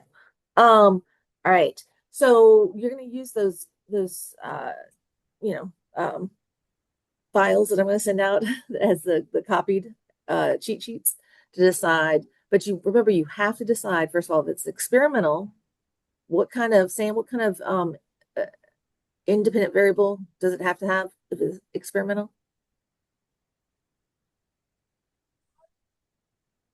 What's the question? If it's experimental, what kind of independent variable do you have? Like active One that's independent random. Oh, go ahead, Mamoon. variable? Sorry. I was saying like active independent variable. Active. Yeah, it has to be an active independent variable. Okay. For a experimental design, what are the Ricky, what are the 2 types of designs it could be as a experimental? With these. Oh, can you hear me? Oh, yeah. Oh, can it be a crossover or a Solomon design? Yeah. We're thinking big picture here. So we're actually thinking it can be RCT or what's the next one besides RCT that's experimental? Factorial? Okay. No? No, because it's about randomization. So if you can randomize all your participants in the treatments, then you have an RCT. If I can't randomize my participants to the groups, what kind of design do I have to have? I If I'm mean, trying to would that be a Solomon? No, no, I don't sure. know. Okay, Marissa, what are you thinking? A quasi-experimental. For quasi. Yep. I told you it was too easy. Okay, so but let's follow up. So we said an active independent variable for an RCT. For a non-experimental, what type of independent variable do we have? Bryce. Um, For for a non-experimental, what's the word? It's not the active independent variable. It's the I don't know. I'm at a loss for. I know what it is, but I don't have the. no, I'm don't have a in there word. all. Mamoon, what kind of independent variable do we have? For non-experiment, Yeah, for non-experimental, what type of independent variable do we have? we have a name for that. Yes, we Non-random, do. It's a non-randomized. no, because with the experimental, it was an active independent variable. What do we mean by active independent variable? So by active independent variable, we mean like the researcher is manipulating the variable. Yes, yes. So in the non-experimental, what's happening with the independent variable? So it's constant variable, like a control variable, right? No, it's still an independent variable. Does anybody jump in? Does anybody remember the name of it? Isn't it Is like it a existing attribute? if it naturally occurs? No. An I'm looking for the attribute. word attribute. Thank you. Yep, attribute. Exactly. So if it's an attribute independent variable, then you know it's not being experimented on. So if you have a what are the three primary designs that we've talked about that are non-experimental? The easiest one was or not easiest, the most basic one was the one I talked about with that food labels when I was with the USDA kind of study. Descriptive. For descriptive. So for what are the other two? Observational and correlational. Um, so I'm looking for associational, which is yeah, and comparative is what we're looking for there. So because if it's associational, then you can use correlations, you can use multiple regression. In the RCT quasi, or comparative, and when you're comparing between groups, basically, often you can use a t-test if it's really, really, really straightforward, or a NOVA is what you see more often because you get to choose between a t-test and a NOVA. Do you know why people choose a NOVA? Because it sounds fancier. And that's actually it is true. It's funny but true. So what else do I want to cover? What kind of factor design is it if you only have one independent variable? Anybody can just shout it out. If you only have one independent variable, you'd call it what kind of design? Kind of factor design? Like single factor. Yes, single factor design. Yeah. If you have more than one, you could call it complex or factorial. So, all right, if the independent variable has more than 5 ordered levels, and this is on that cheat sheet that I just showed you, and you'll get it later. I'll just say it. You need to, unless does anybody remember what kind of design you're going to be using with 5 or more ordered levels? So at the top of that is an associational design. But if you have an independent variable that has unordered levels, you're usually looking to see differences between. That's your question is usually difference based. Okay. So y'all feel pretty comfortable with between groups, within groups. How many independent variables do I have to have if it's a mixed design? You have to have at least 2 or more. yeah, 2 or more. Thank you. Perfect. Okay, so you have to have at least 2 or more independent variables if you have a mixed design. Okay, if it's between groups, then one of the things that's important is the independent variables have to be independent of each other. Basically, your participants, each participant needs to be only in one group to be looking between groups. That makes sense, right? Just logical. And let's see, within subjects, repeat and measure design, then your independent variables can actually, they're related to each other. If it's a within subjects repeated measure. All right, sounds like I'm starting to do a bad who's on first kind of game. So if you have 2 or more independent variables, I won't ask you which one it is because it can be between groups, within groups, or mixed. It's your choice. You're the researcher. You get to decide. Um, don't forget, you've got to figure out if it's a normal distribution first, before you do any of your stats. And what do I mean by ordinal as a variable? How many levels does an ordinal have to have? That's what I have not said yet. This is new, so it's just think. If we're going to call it ordinal, At least 2. right in between you guys, it was 3. So yeah, you have to have 3 or more ordered levels. Do you know? Can somebody give me an example of what I mean by ordered? I'm just curious because I throw this out and then what? You like grade levels. Yeah, grade levels. You can first, second, third. Could hair color be ordinal? Nope. No. Hope not. I was thinking like your protein example of low, medium, high. Yeah. So I mean, yeah, hair color could only be, you can, as a researcher, you can make just about anything happen. You could, if you had like desirable hair color versus non-desirable, then you could force it into an ordered kind of thing, but that's please don't do that. So if we don't have it as an ordinal variable for hair color, what would we be calling it? Nominal variable. Nominal, yes. And so again, you're looking for 3 or more unordered categories. So those are also the levels, right? So I'd mentioned Did you say nominal is also 3 or more? Yeah. As we're not okay. Yeah. It just means that 3 or more, but there are things that you can name. So just remember the parts to kind of memorize and always know is that when you're trying to compare groups, like you would in an RCT or quasi, you are very often looking at ANOVA, being able to remember that. So for associational, you're more likely looking at correlations or multiple regression if you don't have an active independent variable.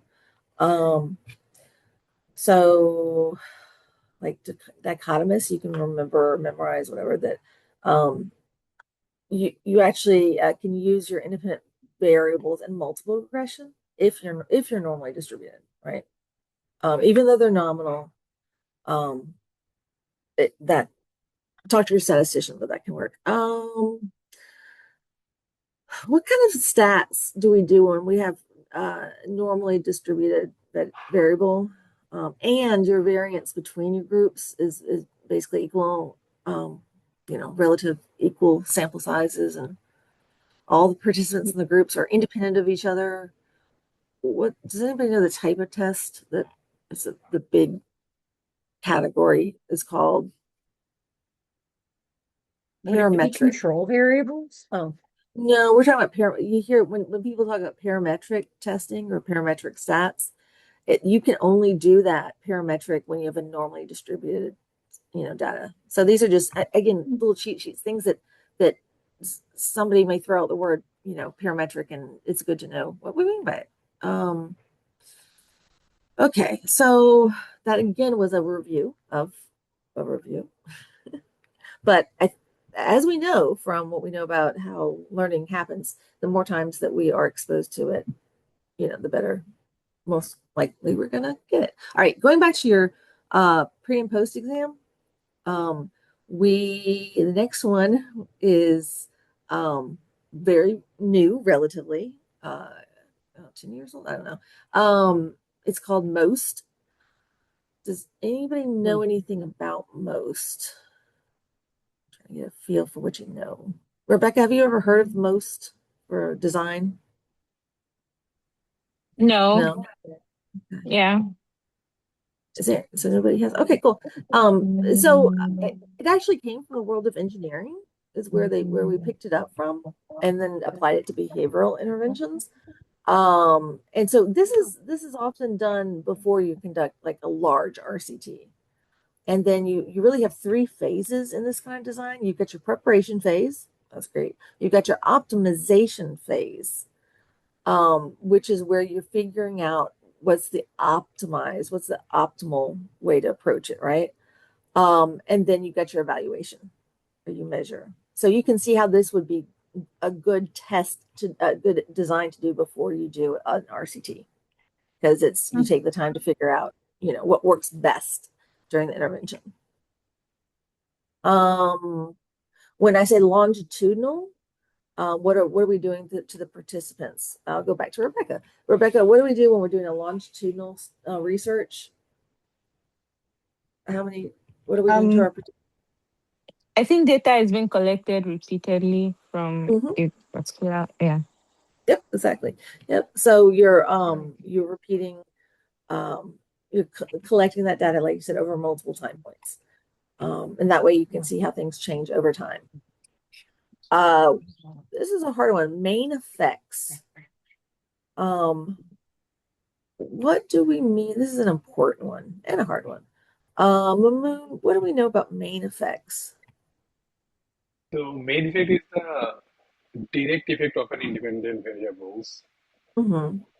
Yep. Yeah. So yeah, it represents the independence, the influence the independent variable Influence. has, right? Yeah. On the dependent variable. And it gives you, we can kind of average across all the different levels of the independent variable. But the main effect is important to be looking at, is the primary thing that you want to look at, right? So interaction effect. Marissa, what do you know about interaction effect? Is this when one variable is dependent on another for showing its effect? Yeah, that's very nice. Yep. So it's the effect of one independent variable exactly. It's going to depend on the level of another independent variable. And if you have significant interactions, it really kind of tells you that the intervention is going to work differently for different groups or conditions, because they're going to depend on each other. Okay, I feel like we've done within subjects and between subjects pretty well. And bias, you're pretty comfortable with bias. Bryce, how would you define bias? I know it's something that we all throw out there and we know, but how would you define it? I guess kind of like a sway in opinion, or kind of like a preference almost. Yeah, I like this one opinion. That's okay, cool. Rebecca, how do you think of bias? What's your stop playing with that? Yeah. To me, I think it's like an error that is being introduced to maybe measurement or sampling. Yeah. Yeah, yep. And that error that was introduced, what does it do to the conclusions? It kind of altered the conclusion. Yeah, it can make and lead to inaccurate conclusions. Yeah. And there are different types of biases. Can anybody throw out? Actually, we'll just go around. Marissa, do you know? Can you name a type of bias? Recall bias? Yeah, recall bias is definitely one. Very much. Sam, can you name another one? Social desirability bias. Yeah. the social desirability, it's a construct, yeah, that can affect the I conclusions, like but that. it's not actually one of the ones we usually call bias, but I like it. Um, so I think you Maroon, can have like measurement bias, uh-huh, right? Or measurement yes, of our data and information. measurement bias, yep. So measurement bias, Selection bias. yep, Selection selection, bias. yes, Yeah. that's a good one. Selection bias. Hmm. The last one that I usually say is publication bias. Mm. And what is what's the problem we have in our research? What is usually published? What you want to study. Yes, and Positive what result. happens? Yeah, Mm. they tend to only publish things with positive results. And then what's the problem? I mean, I'm going to take just a second to talk about this because this is such a big deal, I think, that think about it. I'm just going to say it, if you imagine that we don't communicate about what does not work, but it was a logical thing to check to see if it worked based on previous literature, it leads to this place where multiple researchers invest their time and their resources to see if it works. So you've got multiple people wasting their resources because we only like to publish, you know, positive results. We really need to, I've thought about it and I meant to in all my spare time. I just don't, I need an extra life or four. Because I really wanted to start the Journal of the Null where we only publish null results. And that way you can kind of go through and search for what you're doing before you do it to make sure other people haven't tried it and it did not work. So if we did that, we would also be able to look at the way they did it and see that potentially if it needs to be tweaked in this way before you try your experiment. So we really, as a species, as humans, as researchers, need to get better at communicating about what works and what doesn't, in my opinion. Okay, back to just terms. What about cohort? Um, uh, where am I? I don't know who hasn't done what. Sam, what is a cohort? What do we mean by cohort? Like a group of participants that Yep. we follow. Yep. And they usually share something in common that we're looking for. So some characteristic or experience, and we're going to look at them over time. My grad But program was a cohort. oh, okay, there you go. With cohort studies, you can actually look prospectively or retrospectively. Um, Rebecca, what do I mean by prospective versus retrospective?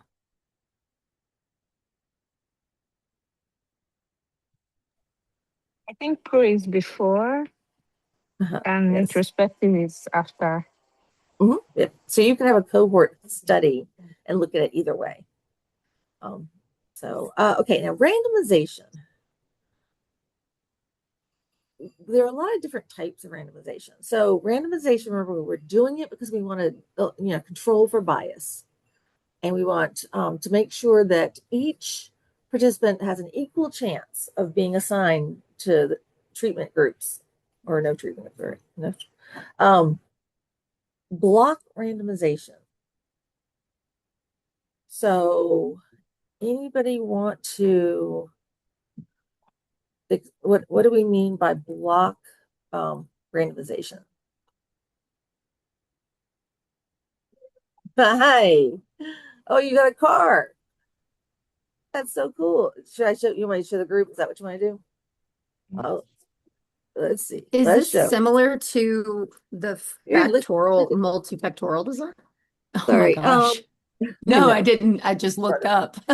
Yeah. Hello. Say hi. Hi. Okay, I gotta Hi. get back. That car Um, is cute. I used to have one of those. did you? And her mom painted it and everything, made it cute like this. Okay, so in block randomization, we're going to have our participants are going to be randomized to small blocks to try to maintain those group sizes throughout enrollment. Because so you still have randomization, but you're able to control, you have the same sizes of groups. as and make sure that stays about the same as the study's going on, right? So let's see. Next, we're going to talk about stratified. I definitely hear about this one much more. This is more common. Marissa, what do you think about stratified randomization?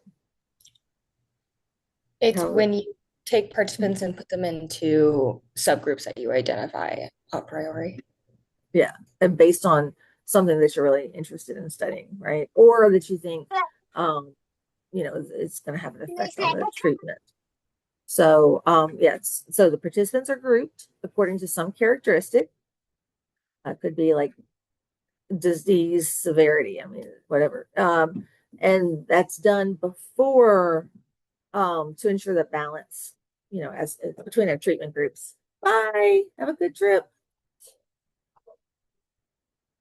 Uh-huh. Oh, money? Thank you. Oh, I pay you. Okay, I paid her. I paid her. Y'all all saw it, right? Oh no, she's giving me money. Cool. Thank you. Bye. I appreciate it. Okay, so we talked about stratified, adaptive randomization, which is a cool one, a little bit more complex. What do we do during the study as we look at the data?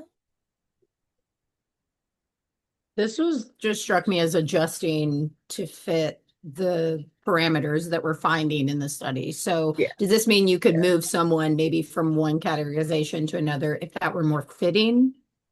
Right. So yeah, so it gives you the assignment probabilities are going to be changing during the study based on what you're finding in the data. So yes. Constrained randomization. I don't ever hear that. Has anybody ever seen that in a publication you've read? I haven't either.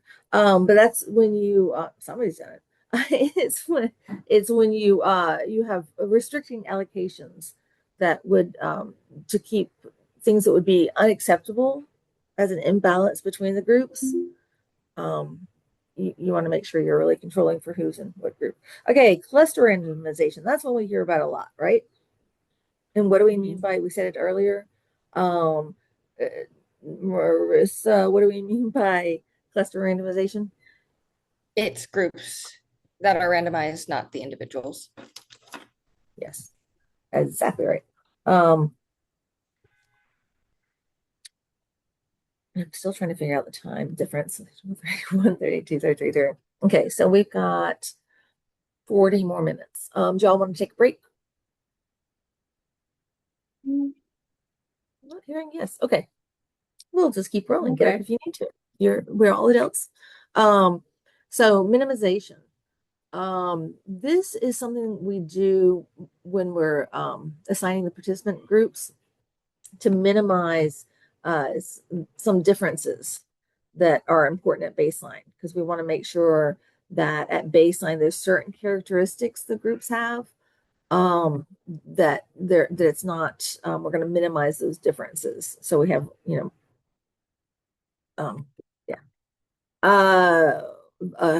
An unhappy term, attrition. What do we mean by attrition? Attrition makes me sad. Loss of participants. Yes, they drop out before they complete the study. So what happens, Bryce, when we're doing analysis if we've had high attrition? What can happen? I guess loss of the study entirely. You just can't complete it. It's true. That could happen if it's bad enough. Okay, we're not gonna go that sad. We're gonna go there's attrition, but not fatal for the study. Ricky, what do you think that does to our analysis? That would definitely skew our results. It could It would. definitely introduce bias. Yeah. I would assume that would happen. Very definitely. So yeah, that's and actually what I was looking for is actually right between both of you, because you're both right that if you have enough attrition, you have no studies. It's not gonna work out. But what can also happen is you can lose the statistical power, because remember you powered the number you needed in your study based on how many people you would need in the group to be able to run the type of stats you want to run, right? So if you drop below that number because of attrition, you're not going to be able to run your stats. So it's not as bad as Bryce's end of the study moment, but it's the bias That introduced would, is on the less side. Anyway, yeah. I What was were you just gonna gonna say, say? would that be like we needed that in 30? So that's like if we drop below the 30, Exactly. we're You done. you Yeah, can't do okay. that stats. Right. Yeah. Yep, exactly. So what you want to do when you power your study first, right? You do the analysis. Does everybody feel comfortable when I say power, what I mean by that? Making sure, be honest, please. Mhm. Okay, look it up if you're not comfortable saying, I don't know, because sometimes it's weird to say that in the middle of a group, but it's totally okay to say it. Okay, so you do your power analysis, you figure out you need 30. Hey, that's fun. In your group, but you look at previous studies to see, hopefully they've published their attrition, how many people left the study. And so you can figure out a percent that you would expect. The other thing that often happens is you're working on your same topic area. We tend to do our research on our, what we're working on, what we're interested in. So you'll probably have previous studies that you can use the attrition rate from those studies. What you do with that is that if your previous studies, you lost about 30% to attrition, what are you going to do to your sample size that you've now calculated with, statistical measures? What am I going to do now? Am I going to decrease it? If we lose people, So no, I'm saying when this is before the studies happen. We're trying to okay, calculate gotcha. our sample size. And so we've done power analysis based on previous research to figure out, how many we would need to be able to run this statistical test. But then if you see that it's 30% attrition in previous studies that were with the same population or, or you're, what would you do with that 30%? Up it by 30%. Exactly right. Sorry. Yes. Yep. So you're just going to make sure to count attrition. The other thing that's interesting here that is not always done, but this is if you're doing interventions, really helpful to think about, is that you get attrition at different points of the study. So, like for instance, say you have 100 people sign up to take the study, you end up with attrition before they even get started. So that calculating in that the number that signed up then actually just never show up, that in addition to, because most people think of attrition as happening during the study, right? But attrition can actually happen at that, before the study phase too. So anyway, okay, sampling. We're doing well, guys. Um, what do we mean by simple random sampling? The most simple version. I'm gonna go with Mamoon. What do I mean by simple random sampling? So simple random sampling is like Mhm.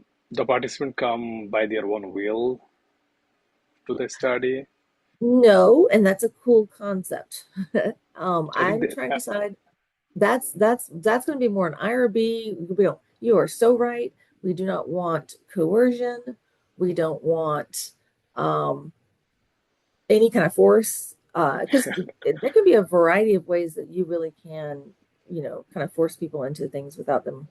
Yes, that's why we're so careful. Like with when things happen, like I do studies with surveys in my class. If they felt that I might see whether or not they participated and let their study be used in research and then hold that against them grades wise, that's not okay. That's a lot of power. Sorry, totally different thing. So when we're talking about sampling, let's back up to what do I mean by sampling? so sampling is collecting my participant for the study. Right. So you know, you've got a study going on and you can't let's stick with UT. I'm not going to even go nationwide. So you can't in our example here, you can't actually survey everybody at UT. So instead, you're gonna sample some, right? But you got to figure out how many. Let me. I'm gonna go all the way down to the one that's most often used. Um, does anybody know what's the most common sampling method used? Convenience sampling. Yes, definitely. Convenient sampling, because that's those participants are a ready, available volunteer. It is the easiest, least expensive, but it has the most potential bias. And that really there is so much, especially when we're doing nutrition studies. If you put that at all in your materials for flyers and so forth, the people who are saying yes are much more likely to have maybe positive feelings about nutrition or to be trying to do, something, right? Because it's a nutrition study.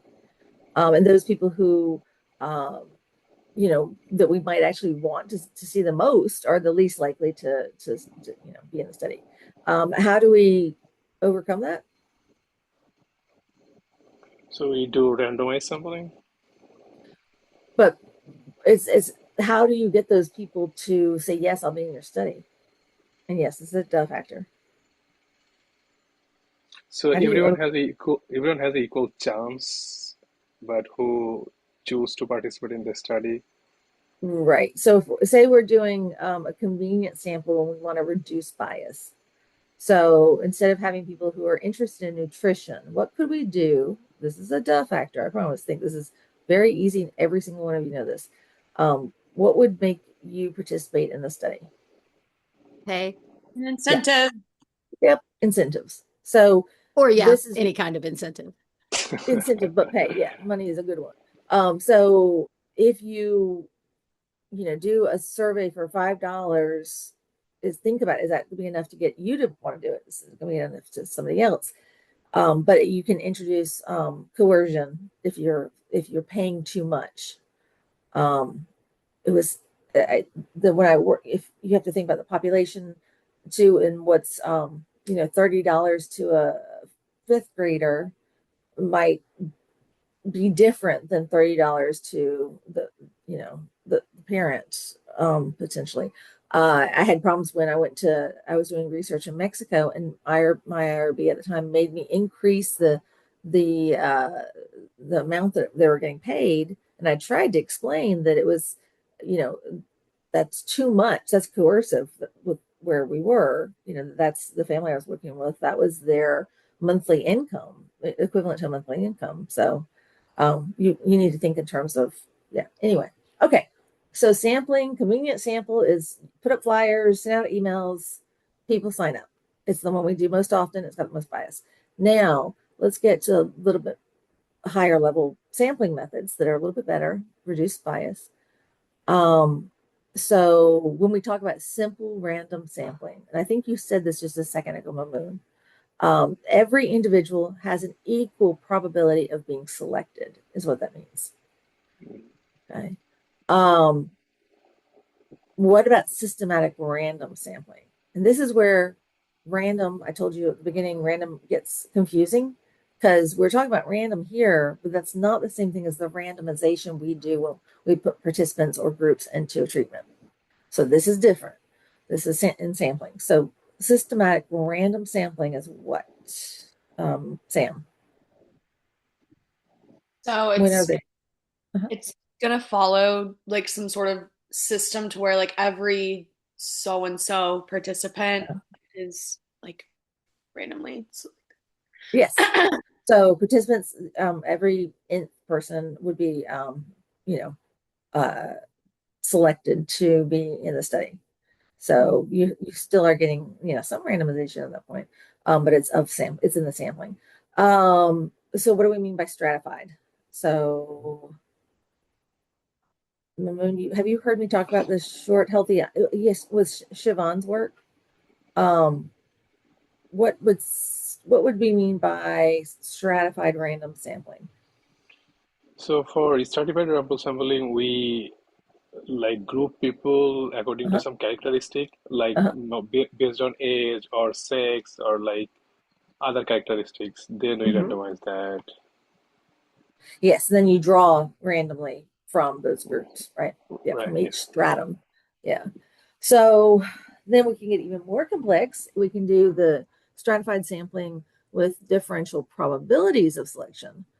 And why would we want to do that? Where we are doing some strata, what happens to some strata? Um, what would we do? Marissa, I think it's been a while. So what are we doing when we do stratified sampling with differential probabilities of selection? You'll get a larger sample from a certain strata to because it's of interest and you want to Yes, yes, see that. exactly. Right. Yep. Yep. So some of the strata, some of the groups are oversampled is the word that you're gonna hear more often, that you're gonna oversample. To that lets you be more precise with that those high priority populations that you're going to have, a group that would be smaller, but because that's who you really want to have included in your study, you're going to oversample from that population. So I don't hear about that one as much as cluster random sampling. So what do we do, Bryce, in cluster random sampling? Randomization off of like small groups Yeah, so the small versus groups. individuals. Exactly. So the small groups or the clusters are randomly assigned. Yep. Cluster random sampling. What about quota sampling? I don't think that's as commonly talked about. Ricky, have you heard of quota sampling? It's a non-probability I've sample. not before this class necessarily, Uh-huh. um, but it would be when a certain person recruits, I think, people so that Uh-huh. each spot is filled. So you Yes. would Yeah. intentionally be looking for, Uh-huh. mine always go back to food insecure. So we Hmm. would be looking specifically for like 50 food secure and 50 food Hmm. insecure. Hmm. Yeah. I am a little confused how that's different than the stratified sampling with differential probabilities of selection. Okay. I guess that's So more randomized because we're actually choosing these 50. right. So in the quota sampling, you are intentionally recruiting for those groups. And you're right. Mhm. There's there could be a high carryover, whereas in uh, sorry, the phone just did that. In the stratified sampling with the differential probabilities, you actually have kind of the same. Usually, you have the same uh, sampling. You have the same recruitment going on, and it's within as they fill out the like screeners and so forth that's when they get told yes, you're in the study, or we don't have room for you right now because but you're right, that's very similar to the quota. um But I can see how the selection within those categories is not random. right, right, yes, Okay. it's a That does non-probability. make sense. Yeah, it's a Yeah. non-probability. So saying on that same line, but even more specifically, um, there's purposive and there's purposeful, and there's a difference. And I never can remember which is which, and half the world can't either. Some people can. So this is where it's even more intentional because you're going to intentionally recruit participants who have a certain characteristic to the research question. So we use this a lot in qualitative work. There's certain people that we're trying to talk with. You're not just putting out flyers and taking everybody who's willing to do your study for $50. Um, Another one that we do actually pretty often, but I think I don't see it talked about as much as snowball sampling. Rebecca, do you know have you heard of snowball sampling before?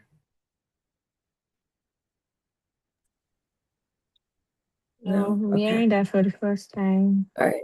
Cool. And Bryce says no. Anybody who says yes? So in Okay. so Mhm. sorry, Sam, go on. Sorry, I was saying it's kind of like telephone. So like the people that you do recruit, they tell a friend, and then they tell a friend, and Mhm. so they kind of Mhm. do the recruiting for you. Yeah. Well, and when do we use this? Not just when we're getting people to do our work for us to be lazy, but when is this a very appropriate? We use this with what kind of populations? People Marissa, that do you know what? Oh, oh sorry. Go sorry, ahead, Sam. No, no, please go, Sam. my bad. People that are like hard to reach. So like Mhm. if we're looking at people maybe who like use drugs, like they, That's a good maybe one. they recruit people for us. Mhm. They Yep. wouldn't No, want to very just sign up and be like, hey, I'm a drug user. right. They might Right. get somebody, yeah, that trusted Yeah. source. That makes a lot of Exactly. sense. Trusted. Yeah. Yeah. And so Also I think this is minority, when you yes. have like a minority group. Yeah. Yeah, very much. Um, yes. So, for instance, when I did dissertation work a few years ago, I was working with undocumented immigrants, and so you can imagine there's there was concern then, there's more concern now, and so it really is about having. First of all, I remember I mentioned it before, but I had the community. Um, person who was working with me throughout, who was a trusted, very well, known person in the community, and we developed a relationship first, and then I would go with this person into the homes to do the interviews, and they trusted her, and then they got to know me. So that's you got to build that trust, and then they would either give us numbers for people, or they would, um, you know, call themselves and get us connected that way. So we went from just a handful, I think five, 10, and we ended up with 247. Is that right? That's Households. incredible. Yes, with undocumented That's awesome. immigrants. It was, yeah, it really was. Um, and that's no, so the snowball can be really helpful when you're trying to reach population. Now, what's the problem with snowball? You have to trust that people are gonna have friends to tell. That would be, yeah, that could be a problem if they don't have people that they can I refer. would think it would give you a lot of possibility for people to come in that maybe don't fit the design Okay, of the that study could that you're happen too. using. That could happen too. Um, You could have what people with else? shared similar experiences because they come from Yes. similar groups. That's the one that I Mm. have noted. Yeah, you can get a lot of bias because they're gonna refer their friends basically, so they're gonna be very similar to you. So you're gonna have a very biased sample when you do snowball. Would that be selection bias? Is that what we would No, call that's not. that? I wouldn't call Or it selection. design bias, maybe? Yeah, maybe design bias. I'll have to think on that. That's interesting because I haven't. Oh, I'll get back to you on that. That's an interesting question. No, yeah, I was trying to, every time you said bias, I'm trying to figure out what category that kind of would land Right, in. And right. it's just Yeah, interesting. Could be seen in the limitation section of a Yeah, field. definitely. totally. Yeah. Yeah, and there are a lot of biases is the thing. Um, that people talk about. Um, yeah, there's a ton. If you look up all the different types of it and then try to yeah. Um, so I know that's an interesting question. So some of them are easy to think about, like attrition bias, uh, the I didn't say this, I said this on a different day, but like for attrition bias, one of the problems is that the people who, if you're doing intervention, for instance, for weight loss, the people who drop out are usually the ones it's not working with. And so the people that stay in are the ones that it's working with. And so you end up saying, hey, this study works, and it doesn't actually, work for everybody. It's got a problem.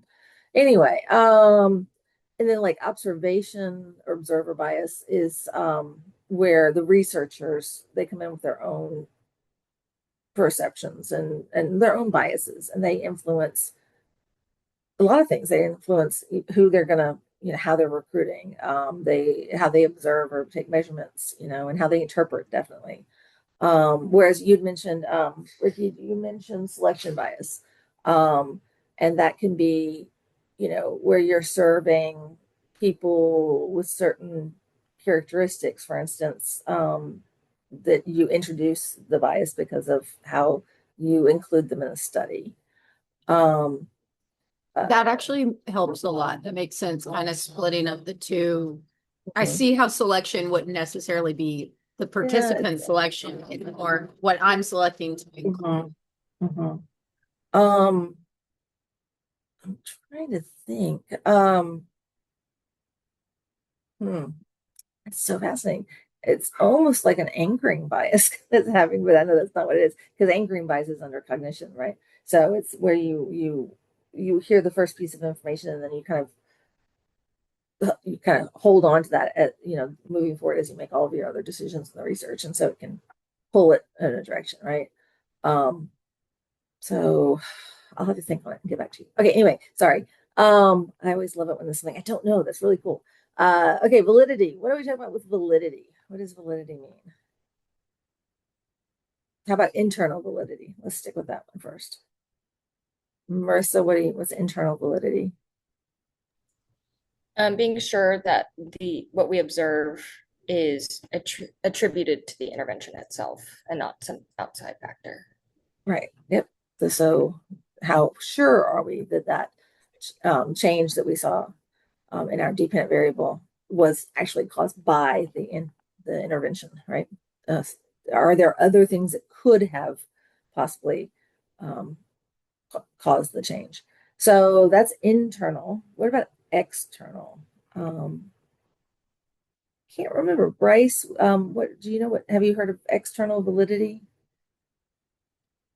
I'm more familiar with the term internal Okay, validity, but yeah, don't really recognize external. the external. Okay, cool.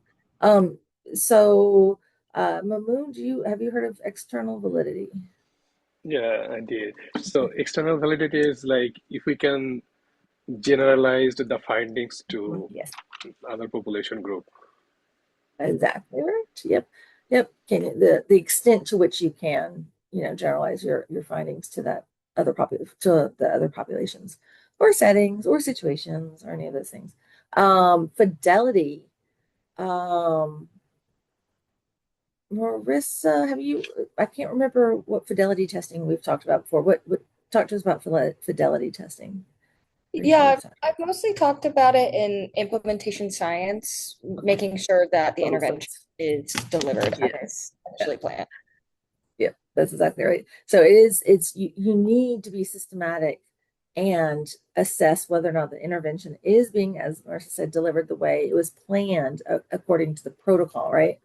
And if you have really high fidelity, then you're much more confident that what you've observed being is that what you've observed and that's statistically associated, right, to the intervention is really what happened. And the other thing, though, is the fidelity. It can really explain why you don't see a change sometimes, and that's what's going on. So and that's why it's so hard to publish on the null, right? And if we are going to be publishing on the null, it's really good to have figured out, are people actually implementing, that's why implementing science, implementing the study, the intervention the way it is, and you'll be shocked at how often it's not, even when you're paying people. Okay. So, what is the difference between efficacy and effectiveness? And I'm going to give that one to Ricky. Talk to us about efficacy and effectiveness. What do you know about those two things? So I know that efficacy Mhm. is when we can test if an intervention works under the right conditions. So Mhm. our ideal controlled settings. And then effectiveness would be if it works in the real world. So Yes. a non-controlled setting.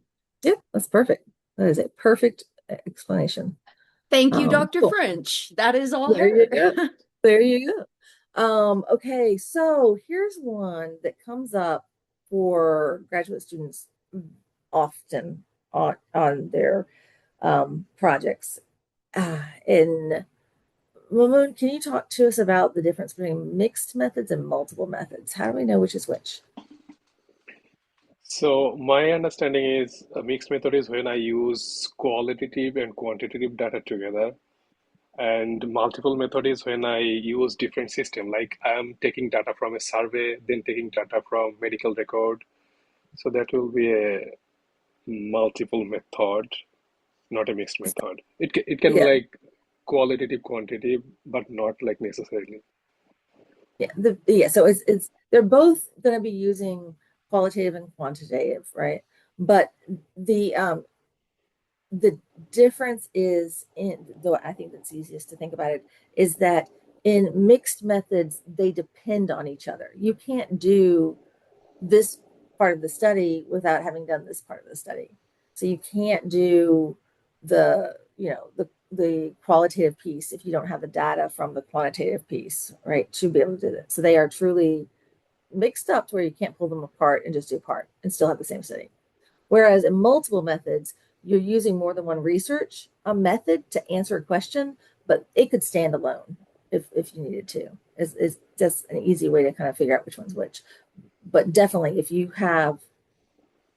planning on saying you have something that's a mixed method, just make sure you understand what makes it mixed. What are the parts that are dependent on each other? Is what people are gonna, check on you. Make sure you got that. I've talked about the null hypothesis. I even talked about general of the null. Bryce, what do you think that means? What does null hypothesis mean to you? A null hypothesis is, I actually have it written. Let me find it. Oh, Oh I no, do think where'd it's it go? one of those Oh, things, especially. oh, Uh-huh. like no relationship between variables. Yes, exactly. So there's no relationship or no difference, yeah, between those variables, definitely. And it's a statistical hypothesis testing, right, to determine if there is a difference. And it's one of those weird twisty things, I think, because it's like, the reverse of reverse or something, you have to say it. Because when you're in research, you're trying to see if there's enough evidence to reject the null. Couldn't we have just said that more clearly? Why do we have to say it that way? But it's, was there enough evidence to show that there was a difference? Okay. So type 1 versus type 2 errors. Okay. Marissa, do you want to, or actually, Rebecca, do you want to do one of them? You get to pick either one. Yeah, I'll try. Okay. I think type one is when you reject null hypothesis when it's actually true. And Yes. type two is when you fail to reject null hypothesis when it's false. Yes. Well, yeah, you failed to reject a false null hypothesis. That's so twisty. Isn't that twisty? Yeah, I just it I was. can't stand the type 1 or type 2 errors. Um, yeah. So I'll stay there then, because otherwise I'll just sound grumpy about it. Um, and we actually have technically 10 more minutes. And you know what? We're gonna finish. And I can do call next time. I didn't think I would do that. I don't think it was gonna get through it, but cool. All right. So mediating and moderating. That's another one that tends to trip us up. Um, and so not only am I going to ask you, uh, Ricky, to say what the mediating variable and moderating variable, but if you have any tricks that help you understand which is which, share. Everybody think if you have any tricks to help you. So what's a mediating variable? What does it tell us? Okay. So mediating. Okay, yeah. A mediator, I think of it as, well, I went to Fincy and there were mediators, so that's where my mind went. Okay. A mediator explains how or why Uh-huh. one of our independent variables Uh-huh. affects a dependent variable. Yes. Yep. So how I was thinking like how food insecurity affects reduced diet quality, poor academic performance. So it's like it means please get out of here. Sorry if you hear my dog. A Oh, I like moderator. dogs. I like dogs. I like babies. I like people. We Cats are we good got a too. barker with us. A Oh, kitty. moderator So a moderator would change either the strength or direction of that relationship. Yes. Is that Very correct? nice. So Right. Yes, I that think is. when I think about it, a mediator, it's like somebody mediating a relationship. It's the smaller integral pieces of it. So we're talking about that reduced diet, the food insecurity, and moderator feels like a more whole, as in like the whole picture, because it's actually affecting the relationship between all of those factors. Is that Okay. correct? Yeah, you're still, yep. And I guess I'm still looking for more examples that is good of how people remember the difference between mediating and moderating. On Anybody else? my example that I have written down, I have social support moderates the effect of food insecurity. While like food insecurity and reduced diet mediate academic performance, which I don't know if my notes said out loud make as much sense as they do in my head. And that's why I mean that's why these I think these are really hard ones to be able to. There are a lot of people who are asked this kind of thing, and then we're like, oh, I don't know. For me, the strength is one of the things that's the easiest. Okay. So the moderator, um, mod bod, I don't know. So the mod bod, it deals with if it's the strength or the weakness, because it can strengthen a relationship or it could weaken a relationship. So it is about the strength. And then like you said, it can reverse the direction. But mod bod strength is kind of where I go for that. And then that way I know which one's the mediating. No, that makes sense. I just yeah. So if you can figure out which one is the moderator, then you can by exclusion figure out which one's the mediator, I guess. But yeah, the mediator is explaining how or why. And then the moderator is about the strength and direction. I guess in my head, the moderator feels more like the deciding factor, and the mediator feels more explanatory. Yeah. Because it's telling us how and why something's happening and how it works. But then that moderator is like the controlling source of this is what we're going to do, or this is what we're going to do. Makes it like strengthen or weakens the project. Right. Yeah. Anybody else with anything that's helped you over time separate those two? Okay. Well, try to remember mod, bod, strength. And that we'll see if that sticks with all of us. Okay.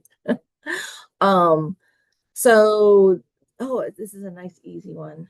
Oh, actually, let's go with this next one that I don't know if I put it in there, but I wanted to say it because I think it's not in your thing. Did I mention the randomized block design? I can't remember if I did, but it's basically where the participants, you're assigning them according to some characteristic, like a block variable, right? And you do that before the randomization. So you assign the people to some sort of groups, basically blocks. And then, yeah. Anyway, I just wanted to throw that one in because I couldn't remember if I had that one. Okay, so we end on an easy note. And I will go with Mamoon. Talk to us about what a priori means and what post hoc means. So a priori means something that we do before starting the data collection or like the intervention. Like if I do a sample size calculation or power analysis, that will be a priori. And post hoc is like something we do after collecting the data or after the intervention. Like if we make some new subgroups or do the analysis in different way, that will be a post hoc Yeah, analysis. perfect. I love it. All right. So you didn't have to turn anything in for this week. It does mean though that since I'm going to be able to do qual next week, we're back on track. So please do a design for qual for next week and turn it in, and then also do a article, right? And can you believe I need more than 3 hours? Because you would think 3 hours is too long to talk, but is it also said that I'm not bored at 3 hours? I know some of you are like, I'm barely hanging on, but it's fun. It's research. Okay. So we will be talking about And we did already, yeah, we already talked about quasi and time series, right? I'm not making that up. Okay, good. Okay. So we will be, I didn't go into it that much. I'm gonna touch on it, but we'll see if I don't have because I'd rather go into we'll do the fall. All righty. Sounds good. Um, any questions? How's it going? Know what you need to do? I So, Will we be doing this for week 5 or 6 for next week's presentations? so wait, am I off by a week? Please tell me. Jen, lose an entire I week? Oh, I'm so lucky I caught up by accident. That's awful. Hold on. Yeah, I think you might be right. Does anybody else have it already up? Um, because week 5 and 6 are both qualitative research. uh-huh. Uh, I need to look at our the syllabus. dates. What you doing? I'm opening it. Sorry. I should have stopped recording, sir. I feel look like such a ditz. Okay, through August 11th. Okay, so we are, no, it's fine. So week 6 was supposed to be qualitative. And then week 7 is the final presentations. That does that fit? Does that answer? I think so. Presenting next week for week 6 is Week 6 is qualitative. Yes. okay. So I'll do, yeah. And that's why you're going to turn in, research design in your topic area using qual, and then the paper, qualitative. And then yes, the week 7 is when you will be doing a presentation where you present what you've done basically in your paper. And that's what we're doing. So, oh, let's see, meteor mechanism. Oh, I was looking through notes on my other thing because I know I have something about moderation, about the mediator moderator. This is what I found. Mediator nice, is that mechanism between the two, and the moderator modifies the strength. nice. Like it. Cool. Yeah, I do a lot of those little things. Help me remember stuff.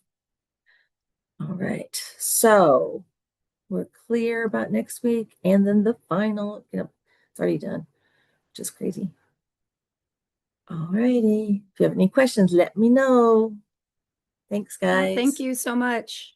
Thank you. See you later. Bye. Thank you.